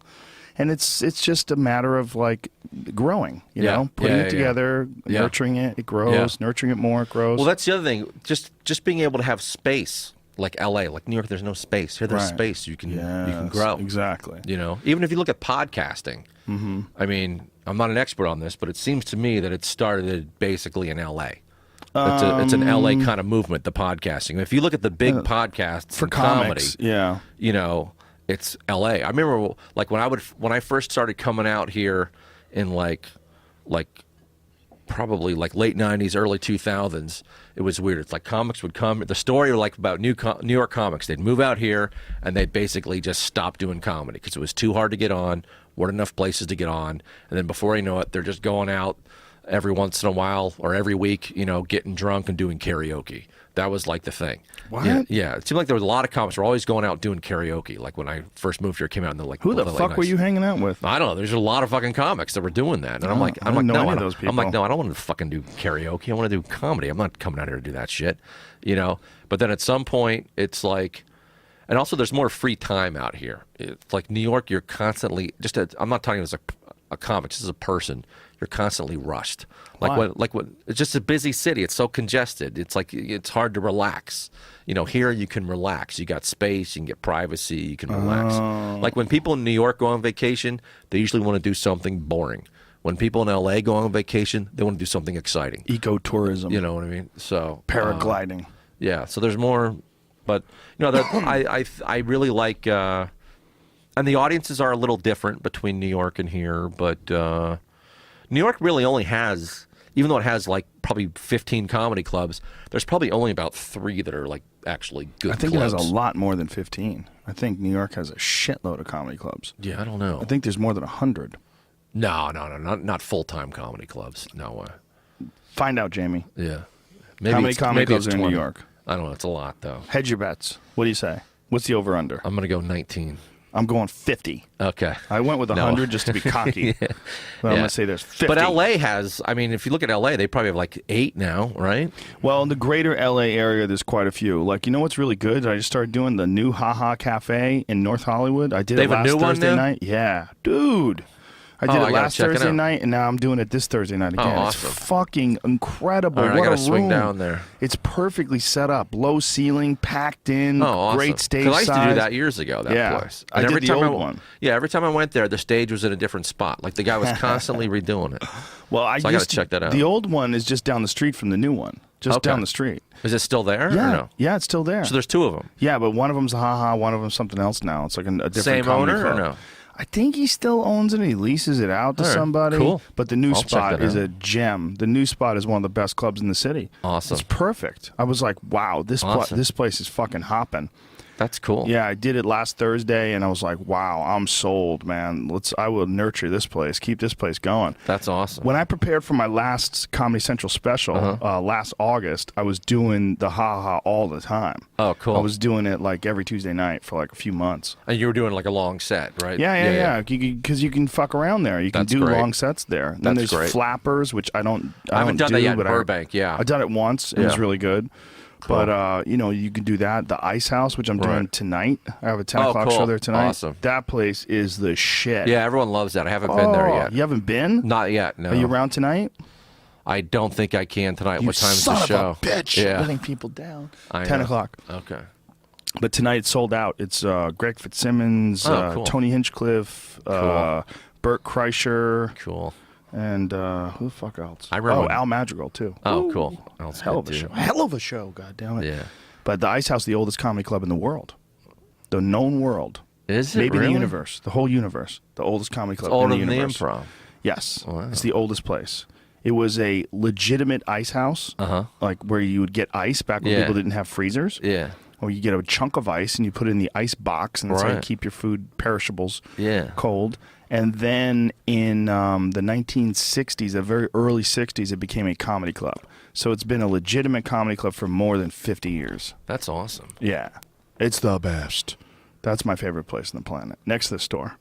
Yeah. The store's different in a different place because it's like this crazy psycho energy gym where you're fucking around, you're working, and and you'll bring up there's like a million great comics. You're bringing up Ian Edwards and this guy and that guy, and it's like it's just you look at the lineup and it's like 13 murderers in a row. Yeah. No, it's great. It's I enjoy doing the audiences are always. It seems like they're always like I can't quite put it into words what the differences are, but they're always the West Coast in general, like a little bit different than East Coast audiences. But the East New York, Coast seem to be more cynical.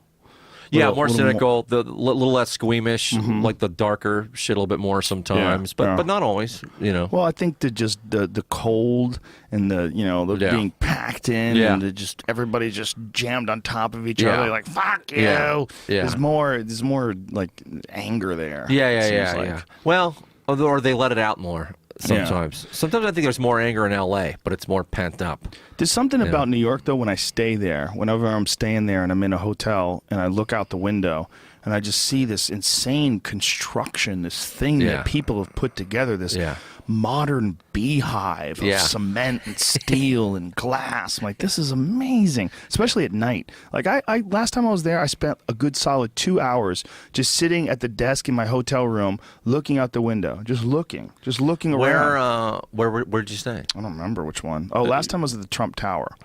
But I stayed a bunch of different. At Soho. Yeah, I the stayed Soho one. Okay, a bunch of different places. But I forget which place I was at. I was at one place once where I was in the middle of like all these buildings, and it was like freaky. Like you look out the window, you're looking at somebody else, and they're looking out the window, and there's fucking buildings stacked on top of buildings. It's hard to get privacy. Well, there's almost. I mean, how many people watch people fuck in New York? Yeah, I mean, it's got to be really common. Yeah. There was a Radio Lab podcast about that. It was really strange. It was about this woman, and she was telling the tale of how she watched this couple, and she would watch this couple all the time, and it made her kind of feel weird about her own relationship because this couple, they were young, and they would fuck all the time, and they didn't have the curtains drawn. They would just, and she would just watch these people fuck. And then the guy got sick. And then, like, the family would be over, and she was watching this guy, like, wither away, and then he died. And then they carried him out of the building, and she saw this. Yeah, over the course of years. I would have years. stopped watching a long time ago. So she kind of, it was her window. Like, that was her view. I mean, it's like I look out my window, and there's a tree that I like to look at. Right. Yeah, it's that couple. So she ran downstairs as they were taking the body out and putting it in a hearse. and she like made eye contact with the girl who lived with the guy, and they'd taken the body out, and she just felt like such a creep, but she also felt like she knew them. Yeah, it was like she had a relationship. Yeah. With them. They didn't with her, but she did with them. Yeah, like that's a uniquely New York thing to happen, because anywhere else, like you'd be a fucking creep. Like you'd have to be some guy with. Well, she's still a fucking creep, but yes, I see what you're saying. Is she? I don't think she is. I think she's just looking at her world. Look, I don't think it's her responsibility to look away when some people are fucking and they're 30 yards outside of her window, and they're in a window themselves. Yeah. They're on display. Yeah. What, are we pretending? Well, you're right. Windows are meant to be looked through. Looked out of and looked into. Yeah, you're correct. It works both ways. I don't think she's a creep at all. I think she's looking at her world. But it was interesting how she was really good at narrating this and explaining Sounds great. Yeah. I think it'd be a cool movie. Well, I don't know about that. It'd depress the fuck out of you, I think, because in the end, the dude dies. Yeah. There's no heroes in that movie. But she ran downstairs and like made eye contact with the people, and they were like, "What the fuck are you?" And she's like, "Oh God, I realized like they don't know me, but I know them, and I'm a creep. I got to get out of here." And then she took her off. But that's super common in New York, where people like, "Oh, there's the guy. There's the guy who practices the trumpet. There's the guy who jerks off." Right. You know? Yeah, I wish I had. I don't have any neighbors like that, but that sounds awesome. Do you look out your window? Yeah, there's definitely a building. There's like an expensive building right behind mine, and you look at it? You can just see everyone's stuff, but I hardly ever look out. Yeah. But why wouldn't you? You don't look out at those people? Because they'll be able to see me. And it freaks you out? Yeah, then it's like... Just put your world champion hat on. Yeah, then especially if I get recognized, and then they'll be blogging about you or tweeting about you. Hey, you're that guy from that show. Yeah, why are you looking at our fucking apartment? Hey, what show are you from again, man? Yeah. What show was that? Yeah, so are you a world champion guy? Oh, I lost my thing. Yeah, unplug? Yeah, that thing, we got to fix that, Jamie. That's happening way too often. I got Bam. it. I got Good. it. It's all good. Look at you on the ball.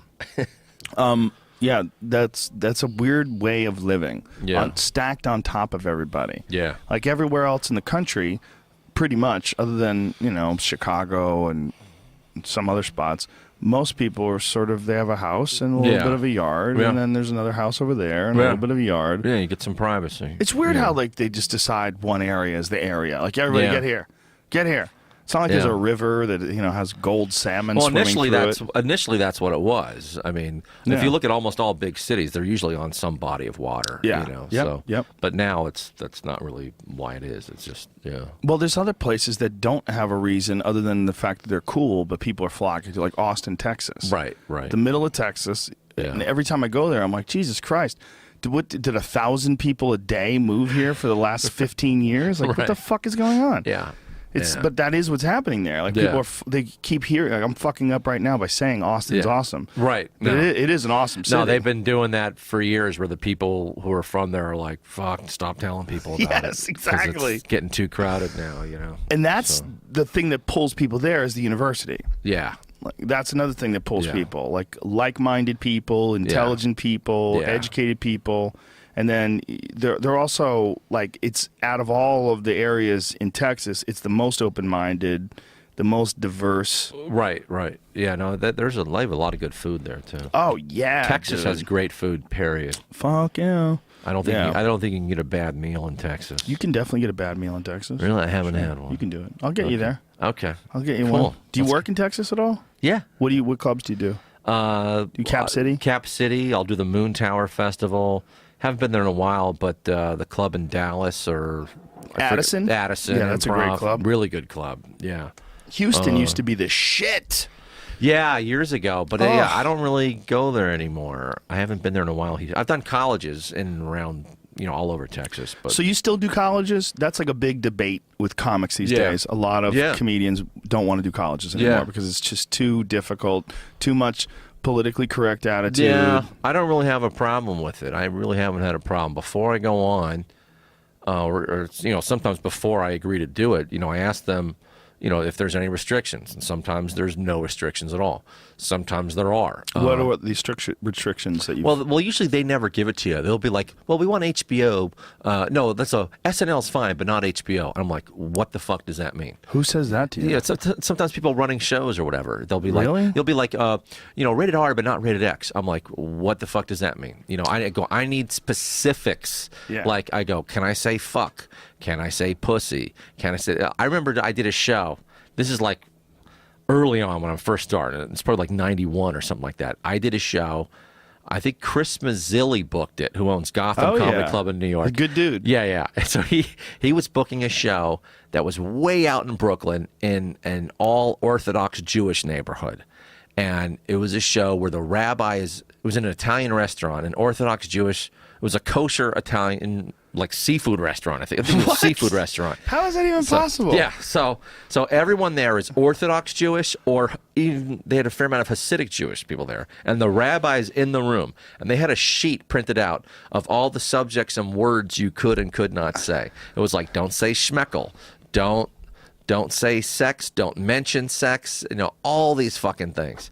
I'm early on, so it's like, I think I paid $25, and, it's like an hour train ride out into Brooklyn. I'm like, fuck it, I'll do that shit. So, and it was, it was not a good show, but I just remember that thing and how, like, okay, they spelled out every fucking thing that you could, that you could not say. So it was very clear. So there's never a controversy. Right. So if I do a college, I'm like, what can I say? What can I not say? Can I do any jokes about because I've done Catholic colleges, can I do a joke about abortion? Can I do a joke about gay marriage? I've some bits about gay marriage, and that's with the Catholic Church, that's a big thing. So I'm like I need specifics on subject matter and words. What is it? And I get that, and then everything's fine.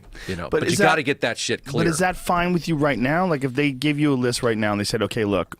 Judah, some I pass on. No, some I pass on. But what have you passed on? I can't remember. I think there was a Jewish gig I passed on because it was. I think it was just. I can't remember what it was, but it was for some. It was a very specific group, and it was just.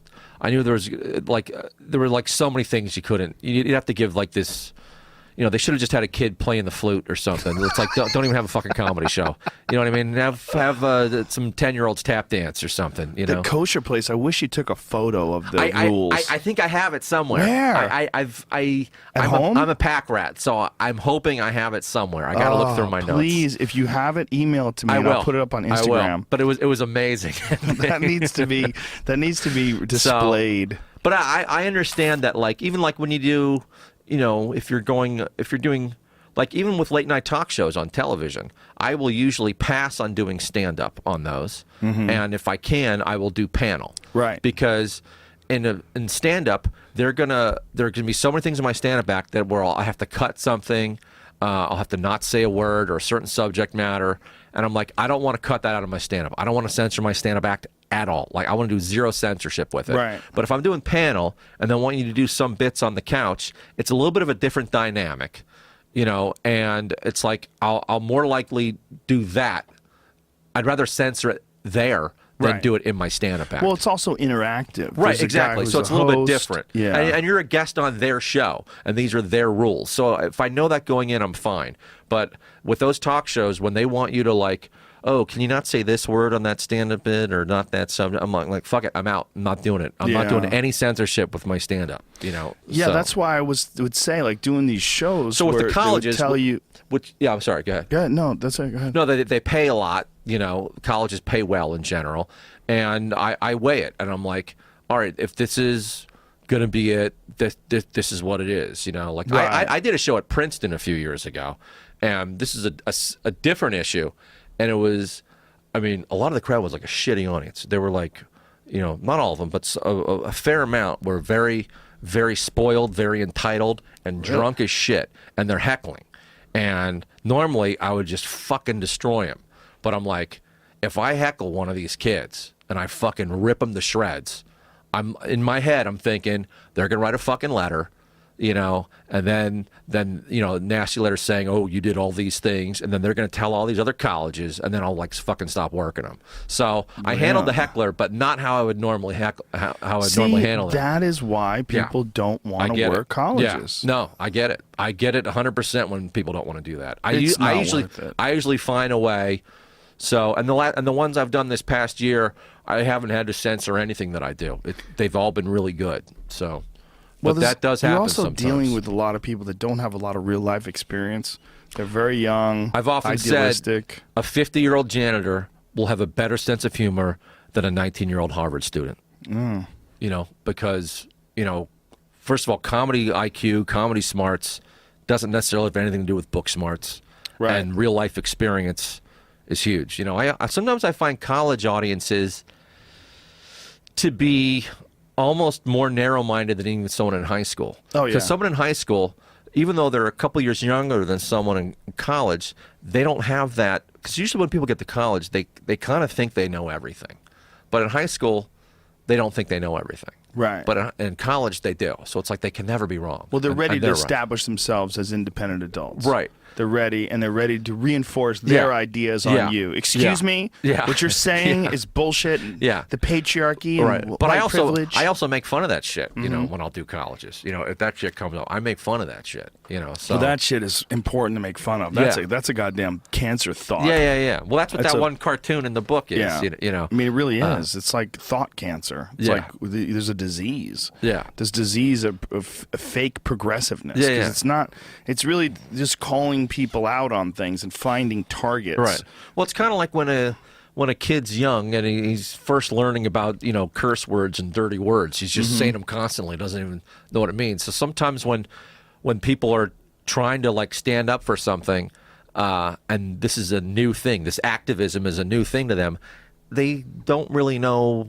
They may not be that good at it yet, or like their heart might be in the right place, but they're being misguided and they're fucking shit up. You know? Yeah, that's a good way of putting it. You know, so that I think, and then sometimes, and this goes back to what we were talking about earlier, where people never think they're wrong. You know, and it's okay to be wrong. You know, like my opinions change on things over the years, and I enjoy listening to people. Like I did a show in Columbus, Ohio, at a comedy club there. I forget. I think it's a Funny Bone or something. I did a show there. It was the weekend that the Trayvon Martin case was going on with George Zimmerman, and it was a show. Of black jokes. No, but I have jokes about gun control, you know, and so and it was the verdict came down that night, and the show's going on, and then the next day, and I still did my bits about it, and I'm talking to guys afterwards, and there were a couple guys in the audience, a black guy and a white guy, who were all super pro gun, and they both work for the biggest online gun seller in the country, and it was just very cool. You know, talking with them afterwards and getting, you know, their insight, as well as people who, you know, want you know, strict gun control. So it's just it's interesting. You know, usually things aren't, you know, they're a lot more nuanced than you think they are, and there's a lot of issues. I just did a gig in Buffalo, and the waiter at the comedy club was like, "Hey, I won't see you tomorrow on Saturday because hunting season starts tomorrow. So me and my dad are driving out to the woods, and we're going to be hunting all day."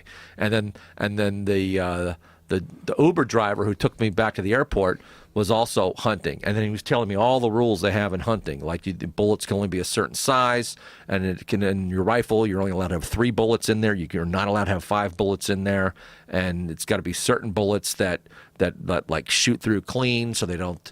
If you hit in the wrong place, it's not going to fuck up their whole leg. You know, all this kind of things that you don't even realize that are out there. You know, what kind of bullets are these? What the fuck are we talking about? Well, I think it's kind of like with fishing. Like there's a lot of fishing laws where your hook is not allowed to have like those, I forget what they're called, like the little daggers that go along the side, because when you pull it out, you don't want the barbs. You don't want to be fucking the fish up. No, what that is for catch and release places. Right. That's what I'm talking about. Yeah, but there's no catch and release with bullets. No, but there was something he was saying about, but it was a similar dynamic with the catch and release stuff with the hooks. Well, you and can't with the have bullets. hollow point bullets, if that's what they mean, but those are mostly for pistols anyway. There's lead ammo versus copper ammo, but really the impact is environmental. They're worried about birds eating the lead. Okay.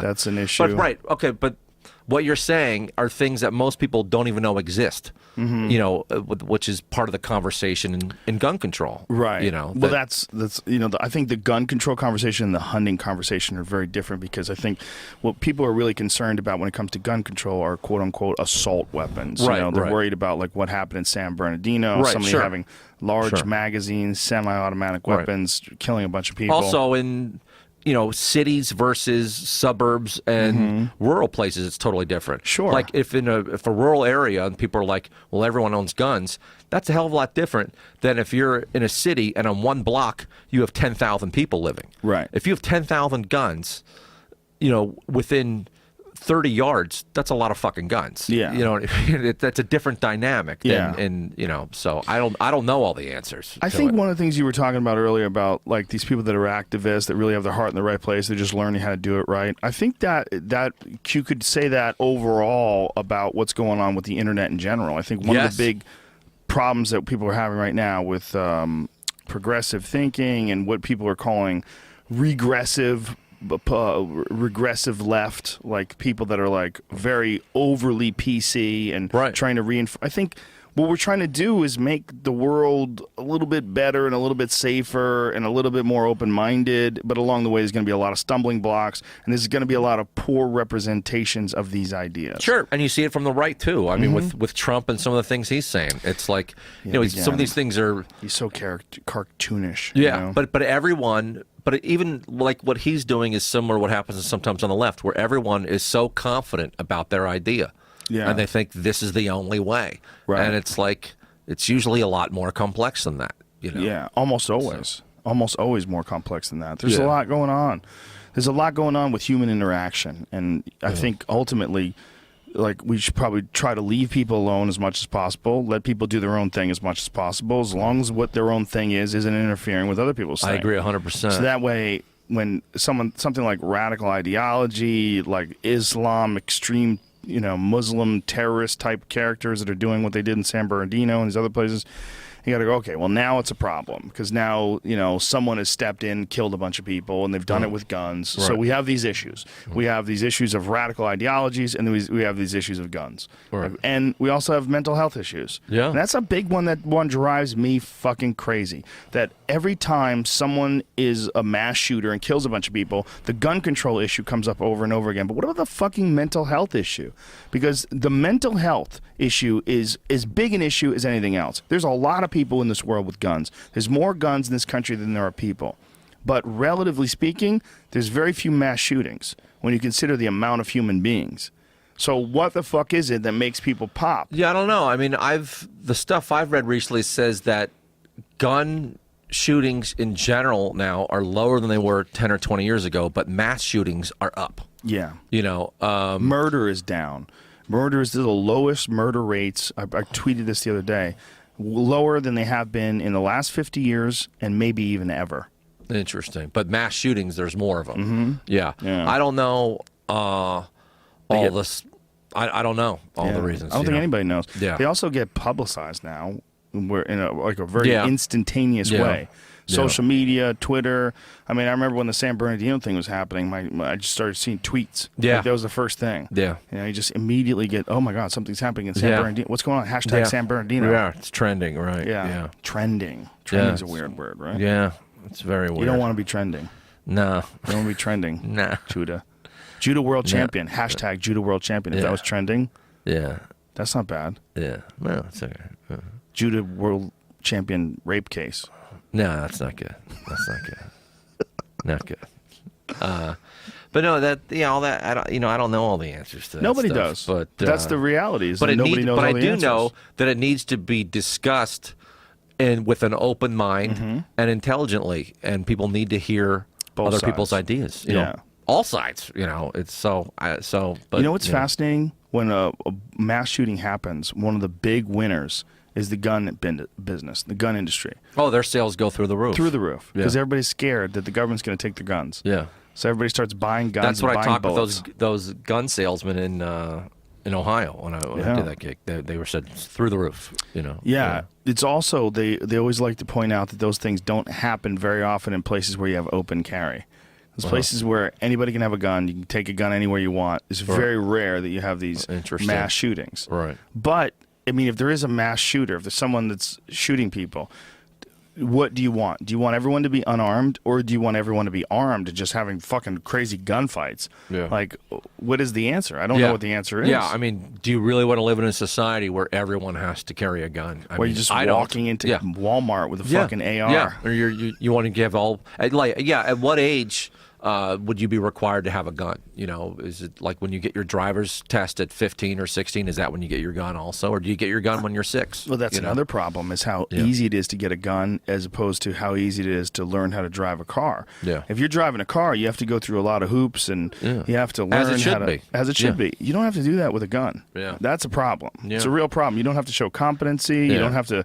they don't have to test you on your marksmanship or any of that. I think Colbert just did a thing the other night saying you have to show more ID to get Sudafed than to get a gun. Well, especially like ammo. Yeah. There's more restrictions on Sudafed than there are on ammo. Like, that's what it was. That's what it was. Yeah. That's what it was. Yeah, I had to buy some recently, and when I bought it, they had to get my ID, and I was like, what?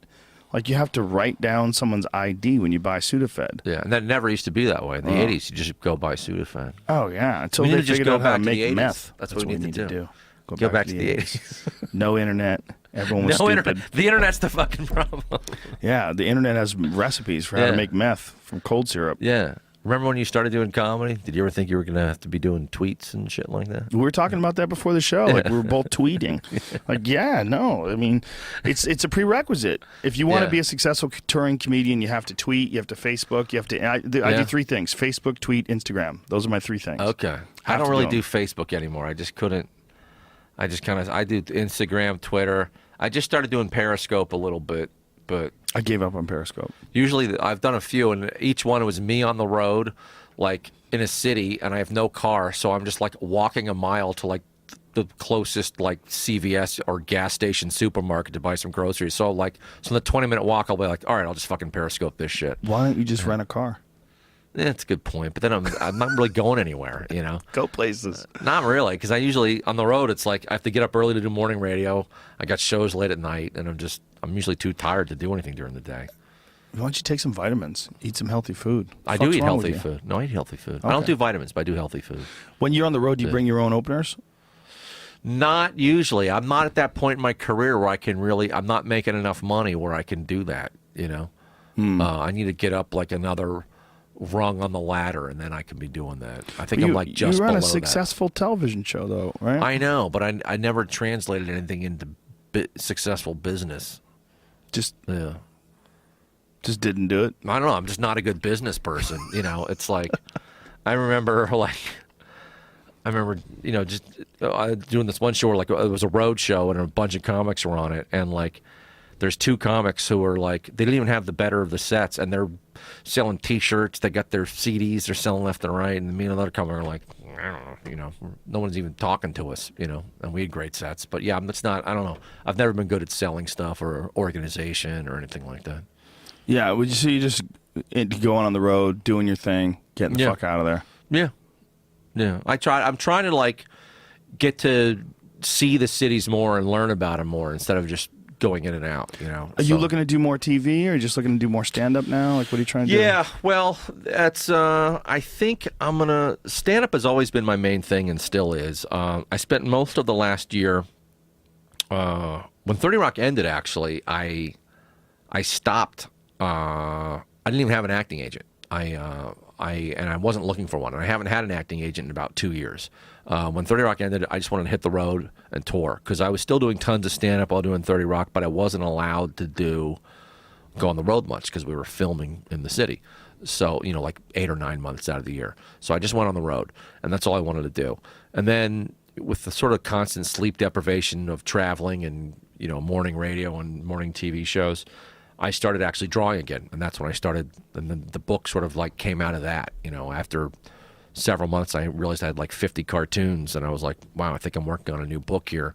And so I wasn't planning on that. That's just kind of organically came to me. So I spent most of the past year and a half working on that, and then doing stand-up. I turned down a fair amount of acting stuff that came my way. And now the next big project I need to do is a stand-up project, whether it'll be a special or a 90-minute feature-length stand-up concert film. And then I'll do an album with it because I still have never put one out. You know, really, never. I you probably don't have anything. Nothing. I should have had probably 5 out by now. Wow. Years ago, I turned them down from Comedy Central because I always. Well, this was probably like 10, 15 years ago. I turned them down because of their censorship stuff. I didn't. And now they're much looser with it, obviously. Way looser. But then it was like there were subjects you couldn't talk about, a lot of words you couldn't say, and I'm like, fuck it, I'm not doing it. And I also never liked their ownership clauses where they didn't just own that filmed footage of you, they owned all the writing in it also. You know, so if I wanted to do, let's say I had one joke from there, and then I wanted to do that on my own album, but I've like one line, but I've added 3 new lines to it. You know, they either wouldn't allow you or you'd have to get lawyers and fucking get permission. So I was like, fuck it. So, and then I've been trying to make my own for the past couple years, and then this book project sort of presented itself, and then at this point the only thing stopping me is me. So, and I think must have so much material, though. I know. I can put out. I think what I'm going to do is just put out my most recent hour, but yeah, I can go back to material I don't even do anymore and put out probably 2 or 3 others, you know. Yeah, you should do that. You should just bang out like 3 specials in a year. Yeah, I might do that. Yeah, or maybe one special and then 2 other albums or something. Because it's so important if people want to go see you that they can see something online. They can find something that they can Netflix or something along those lines. I have some clips online, that's it, but I don't have like any of the hour stuff because I always turn that down. That's crazy. And I think a lot of it was fear-based too, because I also have a lot of trust issues with people. Like, do you trust me? I do. I do trust you. Okay, cool. I'm trusting you today. Okay, cool. Yeah. No, I respect you and trust you. But it's like so I have a lot of trust issues, period, you know, and some of it's because I've been fucked over a lot, but that's okay. But then there's also my own perfectionism. It's like, oh, as soon as you tape it, then I'm going to think, oh, I have this one other joke that goes on to that one, and I want it in there. I want it perfect, and you can't aim for perfect. You got to just go with what you got at that time, and that's what that show represents. Yeah, it's got to be a representation of what you're doing right now in this one time where this is filmed in December of 2015. Bam, this is Judah Freelander. Bam, this is it. Whoosh. Exactly. But it's hard to do that. Yeah. It's hard. It's hard to nail it like that and lock it in and then not say, but I could have done this. Maybe I should have edited that out, and that part was flat. Right. Take chances. Right. And then the other like blockage on my own area, mental blockage, was and I'm much better with that now, but for a few years ago I used to never have it, and then a few years ago it kicked in, was like that fear of like, you know, basically like not just trolls, but like, you know, bloggers saying, oh, this shit sucks, like they're gonna shit on it. And then because, you know, so many people like if one blog says you stink, then all the other ones are just gonna basically rewrite that one and then write the same fucking article, and then before you know it, you have all the fucking internet saying you stink, or like the whole hipster half of the internet saying you suck. So I never used to give a shit what people think, but at some point that can be paralyzing. Several years ago, that kind of happened to me. So I was like, it did happen to you? Yeah, it did. Where I was just constantly like, I got a lot of anxiety, like thinking if I put something out, they're going to shit on it, and everyone thinks I'm going to suck, and then I'm not going to have a career. Did this happen because someone shit on you, or you were worried about someone shitting on you? I was worried about it. Yeah, I was worried. So it never happened. No, well, no. I've had reviews where people like just completely shit on me, and it's all. None of it's factual, you know what I mean? It's basically like a professional troll, you know. But you're always going to have that, though, man. Yeah, I know. Yeah, you can't think about that. Yeah, I've gotten much better with like not worrying about that shit. But for 3-4 years ago, I was having that really bad, you know. And I don't know what it was. I think it was all kinds of trust issues I was having personally and stuff. Because I remember like when 30 Rock was going on, I'd go out on a date with the girl. And then, like 30 minutes in the date, she starts talking about her boyfriend, and I'm like, "What?" I'm like, "What are you talking about?" And she's like, "Oh, I thought we were just going out for dinner on like friends." And I'm like, "I asked you out. It's Saturday night." And I'm like, so I go to her, like, are you cheating on your boyfriend? Are you not into him anymore? Is he out of town, or you guys have an open relationship? She's like, "No, he's here." I'm like, "Well, where is he?" And she's like, "At this apartment." He's over there watching at the apartment. I'm like, well, fucking go to him. What the fuck are you doing here with me? You know. How many times did this happen? That happened a few times. Where like Really? where girls would like want to like go out with me just to take pictures so they can like tell their Facebook friends and shit. Oh, so they became friends with you because you were on television, right? but exactly. They weren't romantically interested in you. I think when that stuff was happening, that's also, and I'm just guessing here. I don't have the exact answers. I'm just thinking out loud. But I think that's maybe sort of around the same time when I started worrying about like bloggers and shit, like shitting on you. You know, my friend Eddie has this theory about Bill Cosby, and about Bill Cosby when he started doing that to women. And he thinks that that might have been the similar type of situation where these women wanted to be around him, but they were turning him down. Oh, gotcha. And he started drugging them. Then he started raping him. Yeah. I never did that. I just left. Yeah. You're a much better man than him. But you know what I mean? Like, no, that's interesting. That can happen where someone's attracted to you simply because you're a famous person. Right. And you think, well, hey, this is a girl that I'm romantically interested in, and I'd like to go on a date and get to know her. You ask them out, and they say, yeah, and then you're at dinner. So what the fuck, man? Yeah. So you're talking to this girl, you go, hey, you want to go out to dinner? And she's like, yeah, that sounds good.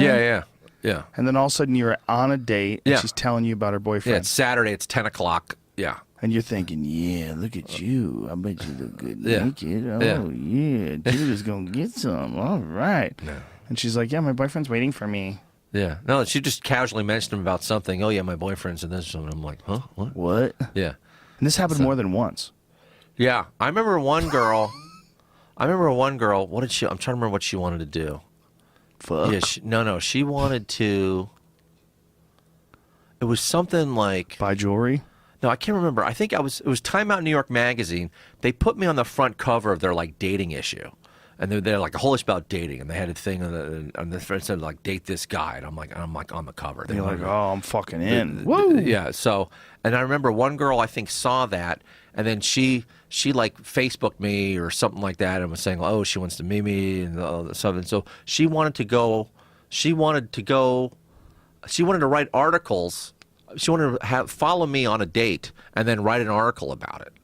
That's what she wanted to do. And I'm like, why the fuck would anyone want to do that? And why would I want to fucking do that? It's like, why do I want to go on a date? So she wants you to meet a random girl, go on a date with her, and she's going to hang out with you guys? Yeah, because she wants to get, because she's like an aspiring writer, so she wants to try to get, articles written online. So her way to do is to latch onto a famous person. Right. So there's always, that kind of shit, So and before any of that shit, I always had trust issues with people. So then that would make it even more. Where does your trust issues come from? I feel like I'm your doctor now. Yeah, I don't know. I don't know. My psychologist. This is always your whole life you've had this?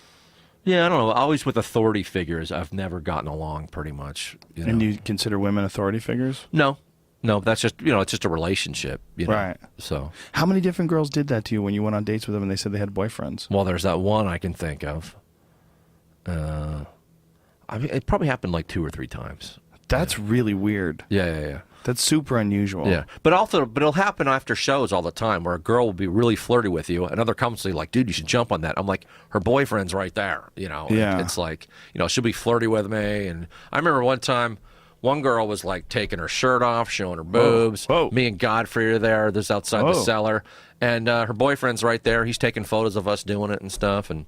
They're freaks. Yeah. Some people are just that way, and other people are going, dude, you guys should go with that girl. Like, her boyfriend's taking the photos. No, I'm not going to fucking do There's always going to be people like that. People that, I have a friend of mine that went with this girl, and the girl told him that she had a husband, and the husband watched and coached her while she was blowing my friend. That's really weird shit. That's deep. That's the shit I don't want to get involved with. That's deep in the weird pool. Yeah, I don't do that. Yeah. I was saying to him, I said, did that feel gay? Like, she's like, he's directing your pleasure. The whole thing is just bizarre, that whole thing. But some people are into bizarre shit. Not like that, man. Not me. No. Some people are into weird shit, though. Yeah. But I don't know. I think, so much of culture is so, like even if you look at social media, Instagram, Facebook, Twitter, if I wasn't trying to promote my shows, I wouldn't be on any of that shit. Right. Yet everyone's on that shit. That's a good point. Like, why are they on it? Like, if you're on it and you just want to follow different people to sort of get some like ongoing kind of entertainment, but it's like, why, like when people just take photos of themselves at the beach or their food and they post it, I'm like, I don't know, why the fuck are you doing that? What's the point? That's a really good point. You know, I don't think I've really thought about that. Like, I get why we're on it. I don't get why anyone else is on it. Because I've been in entertainment for so long, and social media is just something that sort of came along the way. What would I be doing? Would I be even using it if I don't think I would. No. I got onto MySpace to promote gigs. I got onto Facebook for the same, and Twitter for the same. That's really interesting. Yeah. And Instagram, same thing. Like, I know some people, and they'll follow like their favorite like musicians and their favorite comics, and they're, you know, so they're on their scroll, they're getting you know, some, you know, info and entertainment like throughout the day. I understand that, but if you're actively posting, I don't know. You know what? It's almost like everyone has their own show, basically. Yes. That's what the world's become. Everyone has their own show. Their own reality show. Yeah. Yeah, that is what it's like. So it's also like a lot of... Yeah, I'm sorry, go ahead. Go ahead, no, please. No. You're the show. No, I've cut you off too many times. It's all right, man. It's just talking. I feel bad now. What were you saying? Don't feel bad. What were you saying? All right. If a girl... No, like some of those girls like from a few years ago, it was almost like, you know, the date was me guest starring on their show. Yes, exactly. You know, and I could maybe get them ratings. You know, yes, get them a bunch of likes in their photos. Right, that's what it was like. You know, I went with the guy from 30 Rock. Look, it's me. Thought he was gonna get laid. Ha ha. LOL. Sometimes I don't even think they're thinking that. Like, I don't even think that occurs to them sometimes. What? Yeah. Oh, they're dumb.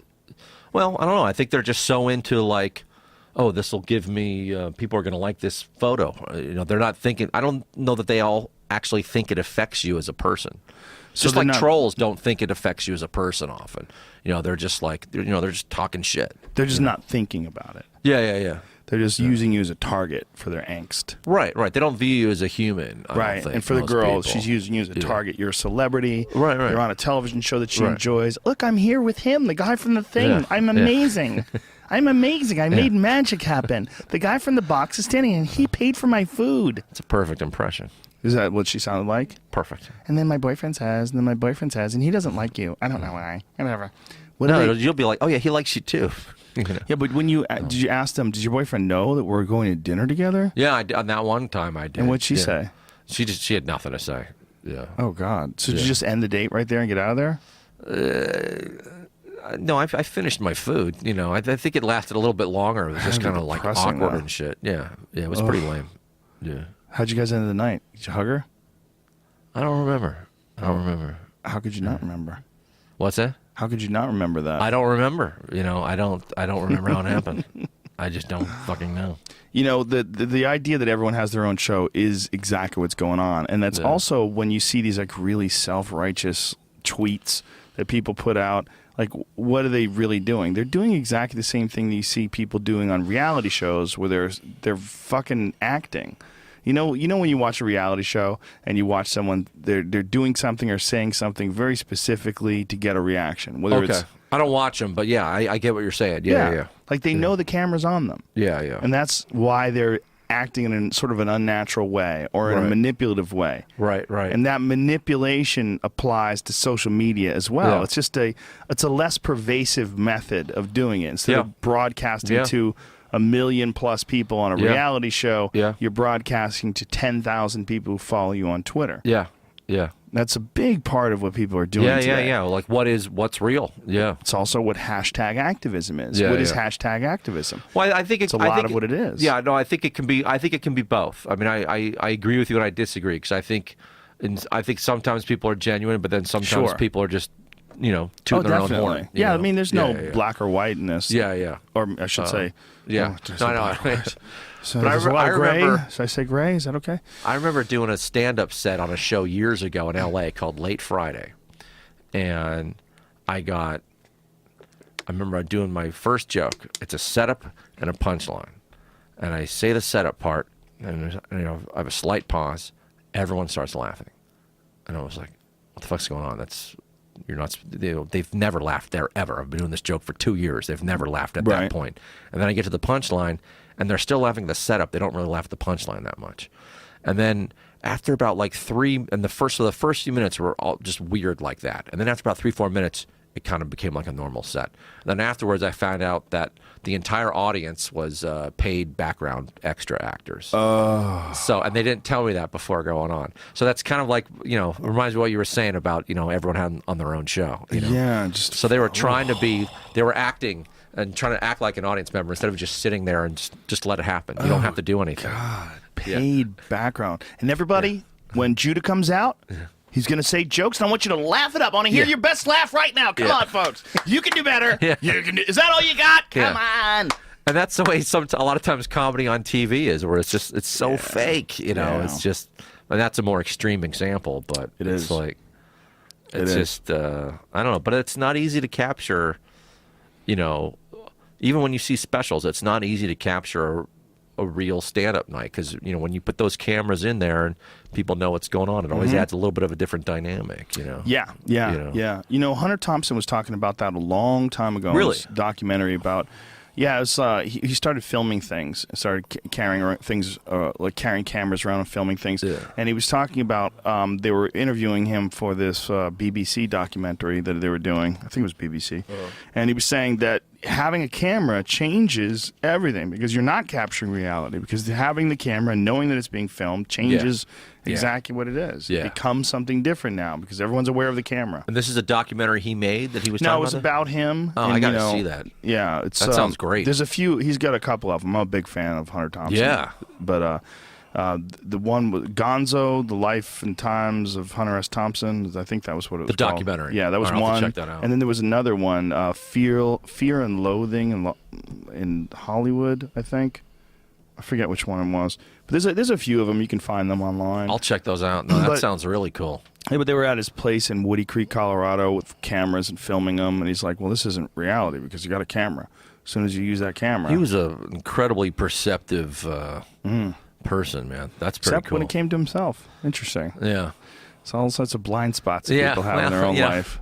Yeah. That's. I mean, I think that's probably pretty common. You know. Fuck yeah. You know, it's way more common than not. Yeah, and I think it's good to admit that. You know. Yeah. I think that's one problem is where like a lot of people don't admit that. It's like it's okay to have flaws. You know. And, we all have flaws. Yeah. If you don't have flaws, you're not human. And that's the other thing about social media that's weird. It often shows people are showing themselves without the flaws. Mm-hmm. So it's like you said. It's like everything's kind of fake on a certain level. And they also find a flaw that you have and just fucking attack. Yeah. Yeah. It's a target. Yeah. What did you say about black people, Judah? Yeah. So I didn't. Black lung. Yeah. A lung. It's a dark. It's cigarettes. Yeah. Yeah, that's the kind of thing. That was the kind of thing I used to worry about. Like, you know, like, oh, you do one thing and fuck, they're gonna get you. I had a couple drawings in here where it's paralysis by the analysis. The way I draw it and the way I word it, I'm like, am I gonna get shit on for this? And I was like, a couple of them, but it's cool. Yeah. Listen, I got to get out of here, but let's highlight the book. Okay. We got two of them here. Yeah. No, How to Beat Up Anybody. This is the one that's out for a few years. Yeah, that one you can get on Amazon for 35 cents, and shipping is $3.99. The new one, if rain, 39 cents. You can get your.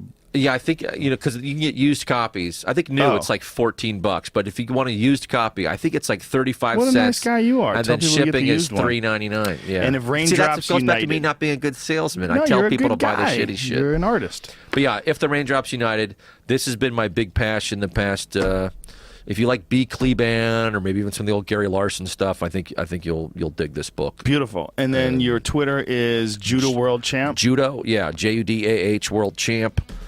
Tour dates, judahfriedlander.com. Thank you, brother. Appreciate it, man. This has always been good awesome. seeing you. Please. This is great to see you. Anytime, man. Let's do it again. I don't see you much because I live in New York, and it's always cool when I see you. Always cool to see you too, brother. Yeah. All right, Judah Friedlander, ladies and gentlemen. We'll see you soon. Bye-bye. Big kiss. Oh,